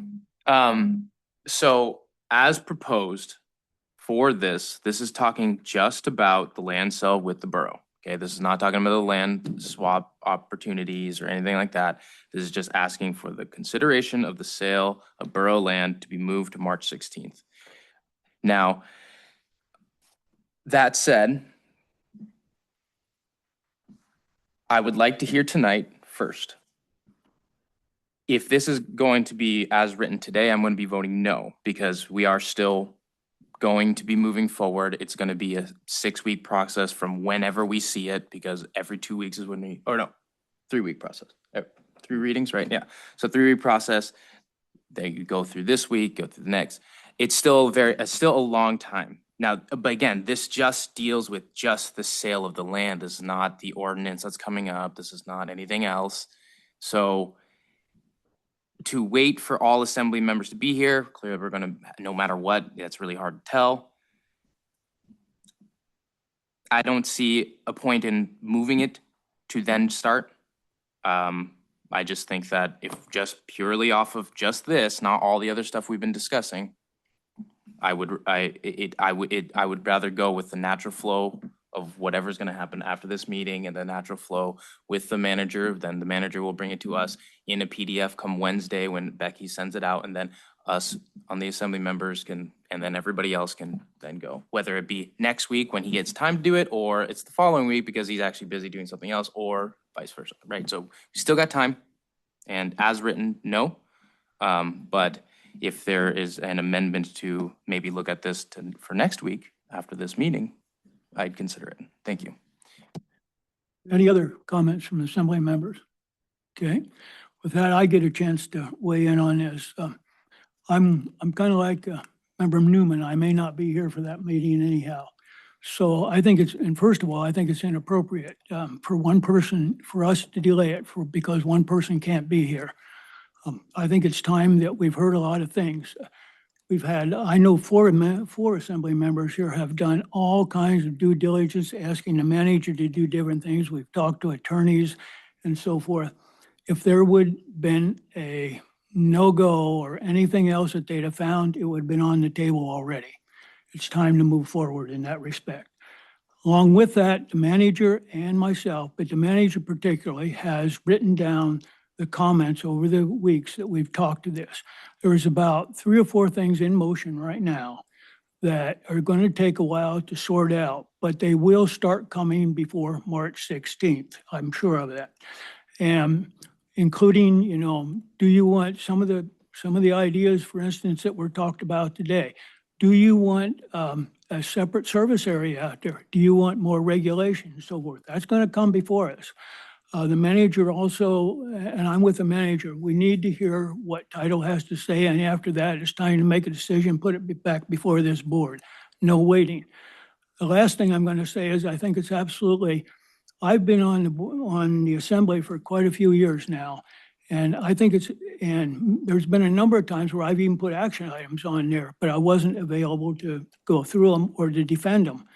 And I think it's inappropriate for us as an assembly to actually have it delayed.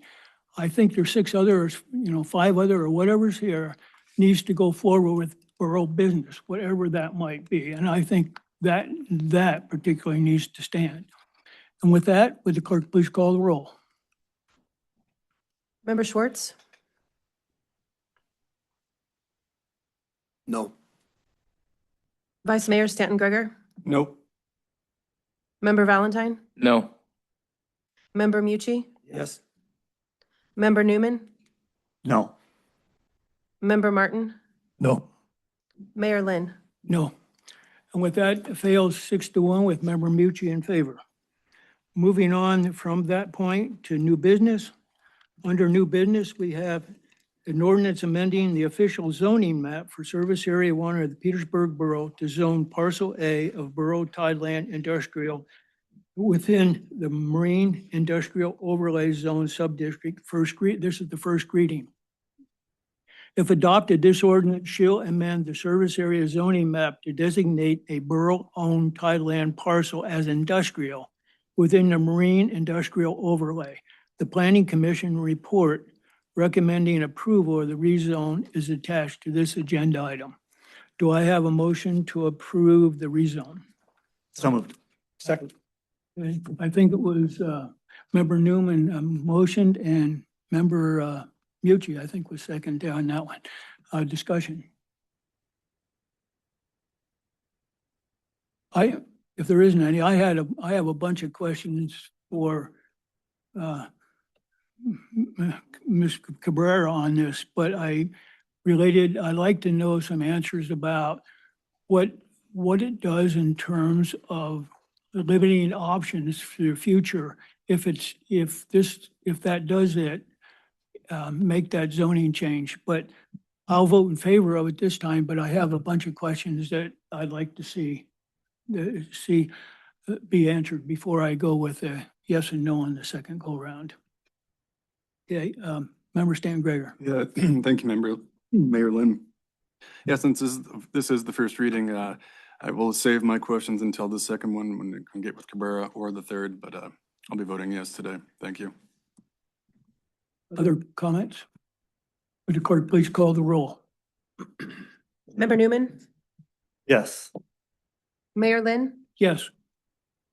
Member Martin, Yes. Member Mucci, Yes. Vice Mayor Stanton Gregor, Yes. Member Schwartz, Yep. Member Valentine. Yes. That passes, the rezoning passes 7-0 on the first reading. Resolution 2026-02, a resolution authorizing special use permit for a portion of the Dolphin Street right-of-way. If approved, Resolution 2026-02 will approve Silver Bay Seafoods Southeast LLC application for a special use permit to use approximately 6,000 square feet of the Dolphin Street right-of-way for the purpose of loading containing container vans. The Planning Commission report recommends approval of the special use permit, and their recommendation is attached.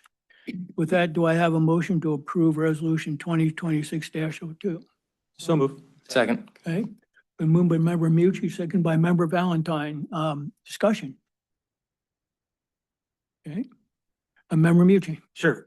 Thank you, Mr. Mayor. Just for the folks at home, this is down the parking lot from where the vans are parked and it's just a special use permit for that space. Is that correct?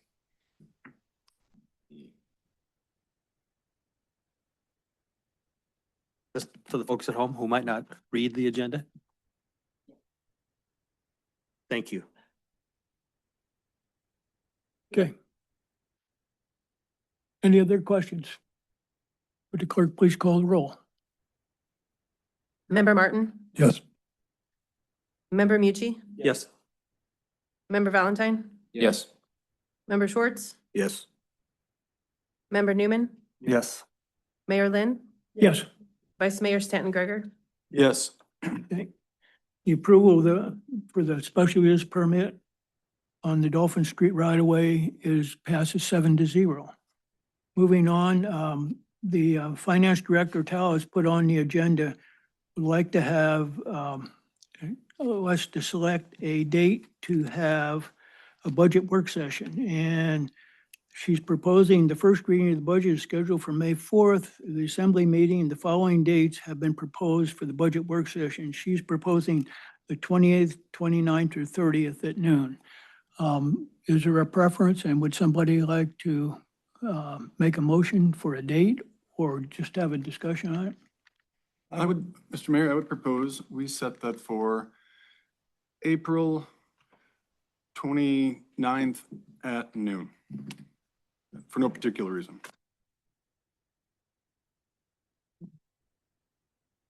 Anybody disagree there? Are we okay? I'll second that. All right. Any other? Okay. So I'll just do a voice call. Everybody in favor of having April 29th at noon? All in favor, say aye. Aye. Okay, April 29th at noon, you can put on the agenda there. Moving on communications, the communications that we received in the last 2 weeks are both online and in the packet. Then we have assembly member discussion items. Under that, we have Assembly Member Valentine request for a discussion regarding the installation of bathrooms at South Harbor Train Dock. Member Valentine. Yeah, I think there's a lot more traffic over on that side, and there are many times where I've had to use the restroom and I couldn't find one on that side. Whether it doesn't, I don't think it needs to be anything special. I just think that there needs to either be a porta potty there or we can find a self-containing unit. I think, I wasn't sure if it needs to go to everybody to be voting for it, or I just contacted one of the heads, but we just wanted to ask you guys' opinion, whether or not you guys think there should be, but there's a lot of traffic coming off that south side of South Harbor, or north side, I guess. And I just think they need a bathroom. So, thanks. I'll turn it over either to the manager or to the harbor master. I will jump in, if that's okay, through the mayor, and let Glow correct anything I say wrong and make it better. We added the 2 bathrooms in the municipal lot, and we tried to pick a good location that was central and also use it for some of our festivals that we have. To add something else like that, those were, I think, about 50 grand each. I don't think it needs to be 50 grand. So that's just trying to make sure. And that doesn't include the costs of maintaining them, which we use marine passenger fee. Don't we, Glow? Yeah. So we have to hire an outside janitor to keep them clean. And unfortunately, we've had trouble with them, so we've had to lock them at night because people have vandalized them or done all sorts of interesting things, like sleep in them. So all that being said, picking another place to put a bathroom, we have to do some research. I'll have to find out what it costs and bring that back to the assembly. I know Glow's staff is the ones who take care of opening and closing it for the janitor. My guess is she probably has some concerns about that cost and timing. What else, Glow? 12-year-old me says, no, you can't make me. You can make me, but yeah, not, Not even a porta potty? no. Can you explain why? Yeah, I can explain why. We've got 4 public restrooms that we take care of, and it is a big deal. The borough has quite a few public restrooms. We up that to 2 more in the summertime that we take care of down here in the municipal parking lot. It is a big burden, and I can see to just have an unmanned bathroom. I can see if you had a specific customer you were looking at, and if there's somebody that's willing to have the key and unlock it. I mean, we did this at some point with the recycle bins, where we had a certain customer that needed a recycle bin, and we set those recycle bins in an off location and gave that customer base the keys to use. And then when it didn't work within a couple of seasons, then it went away.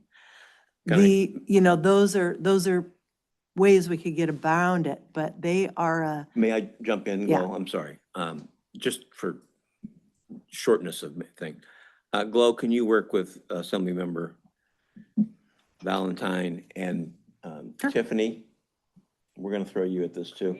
And just kind of talk through this, run down the costs and the issues, and then we bring that back to the assembly with. Last real question on this was, can a private entity get a special permit to do their own bathroom there? Yes. Okay, thank you. Okay, Member Meucci. Thank you, Mr. Mayor. So the existing bathrooms that we have that are down in this parking lot, can they be separated at all? So that if we are looking for a restroom, we could have one here and one there, or is So that just? through the mayor, yes, they can be there, separate units. The challenge is we plumb them for both water and sewer, so we don't have to empty the holding tanks. So it makes it much easier. If we move them, we got to redo that work somewhere else. Yeah, there's no plumbing in the north end of the South Harbor. Member Newman.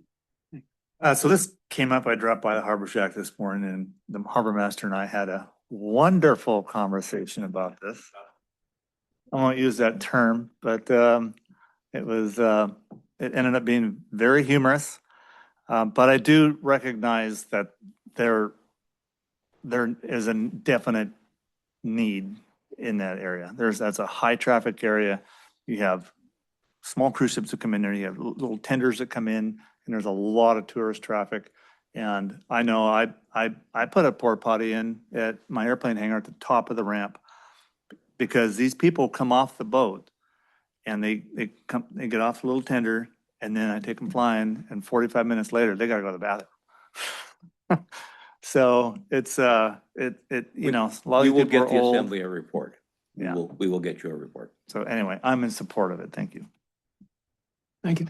Anything else? Does that answer your question, Member Valentine? Yep. Good, thank you. I'll move forward here then. Are there any assembly members have recognitions? Member Martin?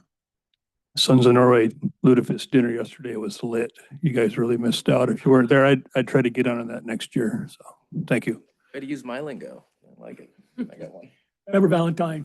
Thanks. Thank you, everybody, for sticking through this and tonight as well. I'd also like to recognize Ashley Kawashima and everybody within her community with HIP and everybody that volunteered, you know, the hospital, PIA was there. She did that annual, you know, what do we call it? Project Connect. And it's always just such a good thing. And I volunteer and I drive for people that to go back to their house with all the stuff. And they're always very appreciative of all that work that's being done. So kudos, they're doing great. Thank you. Thank you. Member Stanton Gregor? Thank you, Mr. Mayor. Just a brief one that I didn't even know I had missed was, so it's a recognition and a huge thank you to both Britton Erickson and Member Valentine for being in the press box for basketball games. It takes we've missed a bunch of them. I use NFHS, but occasionally I also have KFSK. Not everyone can pay for a service. So I appreciate you guys calling the games so folks can listen at home and encourage other people to maybe get trained in so we have full-time coverage of our wonderful Viking sports on the radio. Thanks again, you guys. Any other recognitions? All right, I'll move on. The next item on the agenda is executive session, and there's two listed here. First is an executive decision on negotiation strategy for the land sale to Tidal Networks. The basis for this executive session is to discuss matters the immediate knowledge of which would clearly have an adverse effect upon the finances of the borough and where public discussion would likely impair the borough's bargaining position and result in less favorable financial terms. Do I have a motion to go into an executive session on Tidal Networks strategy? So move. Second. It's been moved by Member Mucci, second by Member Valentine. Discussion. Okay, Member Member Newman, Stanton. Oh, I okay, defer. Member Newman, go ahead. I'm opposed to this. I feel like we've kind of belabored it already, and I think it's a bad look to go into a private conversation before we have a meeting with Tidal. I would prefer to wait until we actually have a meeting with Tidal before we discuss our options. Member Stan Gregor? Yeah, thanks, Mr. Mayor. Just coming at it from a different angle.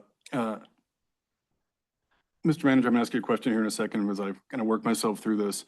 To me, it seems like, I think Member Newman raises a very good point, but to the issue itself, like you'd spoken to earlier, Steve, since no formal action can be taken in executive session, I feel like we'd be potentially doing you a disservice by having 7 pieces of conflicting information telling you what to do, when in fact we've already given you the direction to negotiate.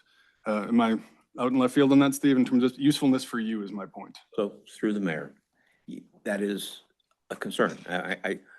Clearly there are different opinions on this issue, and that's great. But executive session makes it really hard for me to get a clear idea what you want me to do, because you can't vote on anything. Yeah, that's just, there's no other way around it. I mean, once the contract's delivered to title and we go through a negotiation process or back and forth, and we get to some agreement place, I can bring that in front of the assembly in an open forum where you guys can vote on each and every item you want to change, which we can't do in executive session. So it just makes it hard for me to listen to you and not be able to do anything about it. And I can't do that out of an executive session. Thank you for that clarifier, Mr. Manager. I'll be voting no on this. Thank you. Any other discussion? Member Martin? I'm in favor. I've wanted this for a long time. Yeah, I'm gonna echo Bob's words. He mentioned concerns a meeting or two ago about when are we gonna hash this out if we do have disagreements.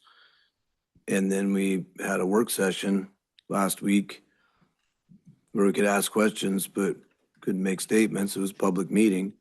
I don't like the idea of going into executive session behind closed doors for this, but I'm in favor, because I think eventually we're gonna have to figure this out as a assembly. And so I am in favor of it.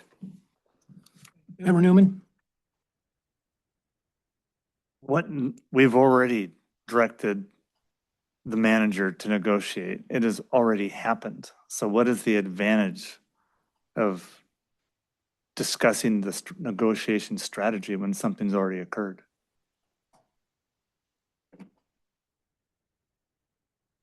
Member Mucci? Yeah, thank you, Mr. Mayor. Yeah, I have this on there, but I mean, then what's the point of being on the assembly if we're not going to try and share our views with the borough manager about some of the important aspects of negotiations?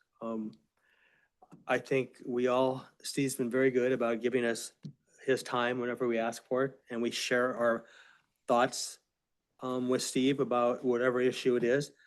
But I think it doesn't make any sense to me to not give him direction on some of our negotiations that we think are some of the aspects of negotiations that we think are important. I think it would help streamline his process to be able to say, well, I've heard from the assembly and I've heard from, I don't understand why we're so opposed to giving him direction before, as opposed to having him bring a negotiation back to us and say, well, that's not really what we want. To the mayor, if I may. Okay.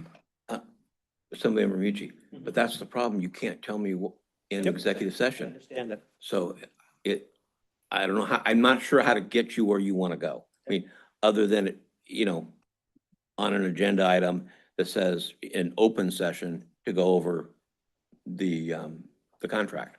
And I can do that. I mean, that's totally available, timing wise. I'm sure how to do it. But that way, on each and every item that, I bring up, I want the tower painted gold.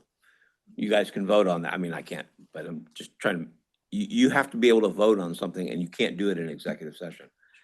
Plus, we have a meeting tonight with these folks and anybody else from the community. I don't want to short shift these people that may have other ideas that need to be not only title, but people in the community that haven't yet been brought up. That may not happen, but I want to be fair. Other than that, yeah, you're right. I need to follow the direction of the assembly. So. Member Valentine? I kind of lost my train of thought here, but so is it possible to move this? Can we move this to the next meeting? It could be on, sorry, I don't really know, like, we don't do too many executive sessions, so I don't know. The answer is, if needed, yes, we could do that. Okay, because it sounds like, to me, I think there's value in chatting with you. I think there's a value in it, and I think there's value in all of us being together in the same room as you. But it would be more for me, because I don't know every single detail. It'd be more of you telling me where we are at, right? Like what we can and can't do. And like, although we have varying opinions up here, right? It'd be nice to know these are the rules that you have to live in this lawyer realm. And then we can come and, so anyways, I see value in it. I just don't see we need to do it until we have this meeting tonight. So I would like to try to move this to the next one. Thank you. Do you want to make that motion now, or do you want to wait till we see what comes out of title? We're still on the main motion. Yeah. Uh, Okay, go ahead. This Member is a Gregor. more of a detail point for some of our newer members and those listening at home. Whether they're going to executive session now or at a later date, to be abundantly clear, then the scope of our discussion inside of executive session is extraordinarily narrow in the interest of transparency by law. It can't be big. We can't hash out the big picture. It'd literally be about negotiating things. And Steve cut me off as always when I'm missing.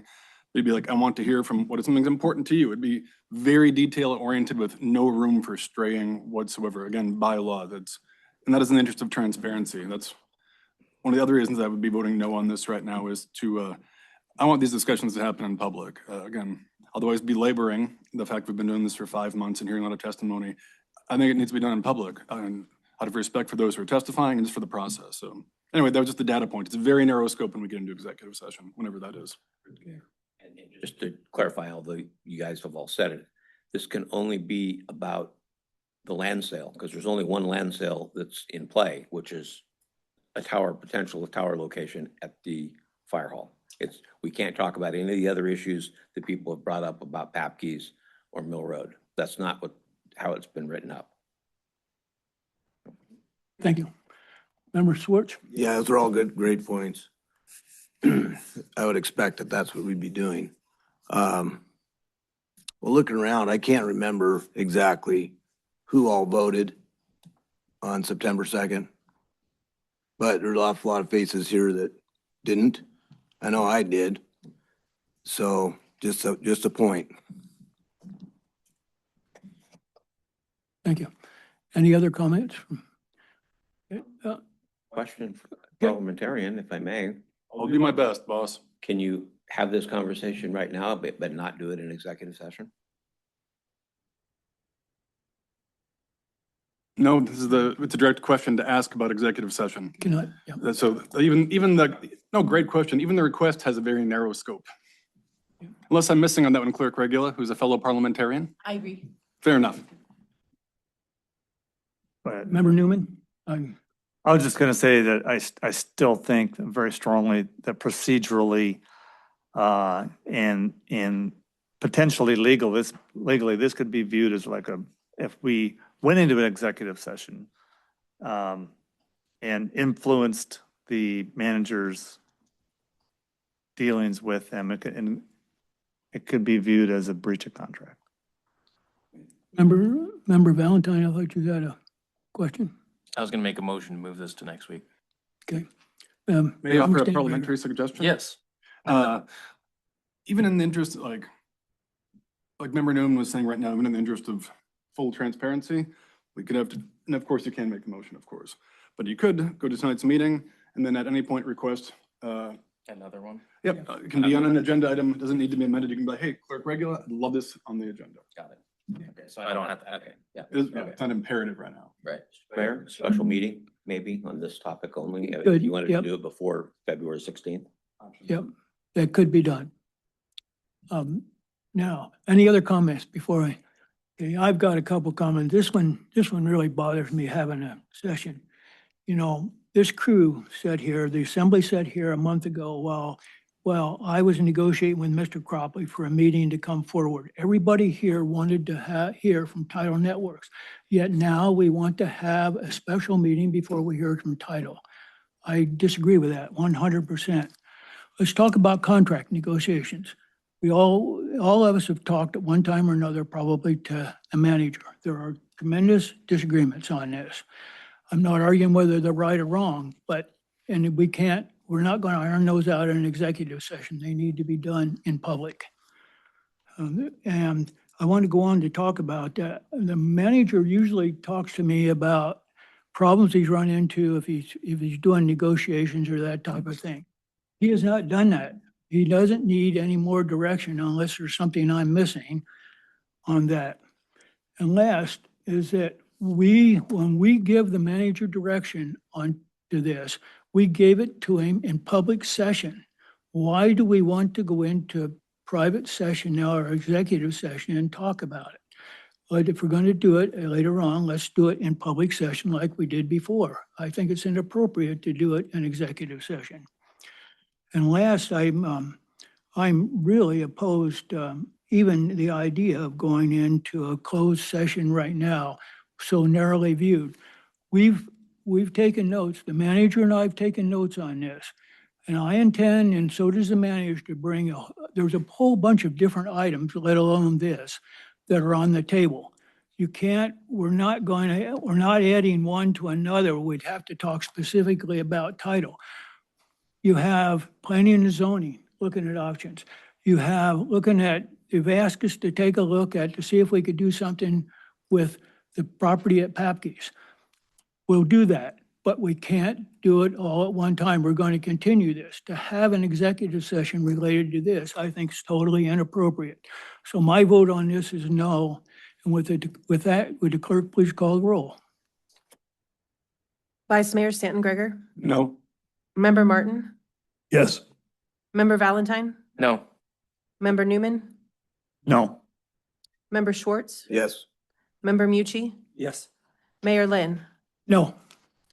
And with that, there was 3 yes votes on that. Is that the way I said it? Correct. Correct. Thank you. And with that, there will not be an executive session related to Title Networks on this. The last executive session is a proposed executive session on the borough manager's evaluation. The basis for this executive session is to discuss the borough manager's annual performance evaluation and performance goals arising directly from the evaluation. The manager may request a public discussion on this at some time later. And attached here is a suggested motion, if I might have it. I move to enter into executive session in accordance with Alaska Statute 4462-310C2 to discuss the borough manager's annual performance evaluation and performance goals arising directly from the evaluation. Is there a second? Second. Okay, been moved by Member Newman, second by Member Stanton Gregor. Discussion before I call roll. Okay. Would the clerk please call the roll to go in executive session to discuss the manager's evaluation? Member Mucci, Yes. Member Valentine, Yes. Mayor Lynn, Yes. Vice Mayor Stanton Gregor, Yes. Member Schwartz, Yes. Member Newman, Yes. Member Martin. Okay. That passes 7-0. Let's take a 5-minute break while we set up. And with everybody, we need to clear the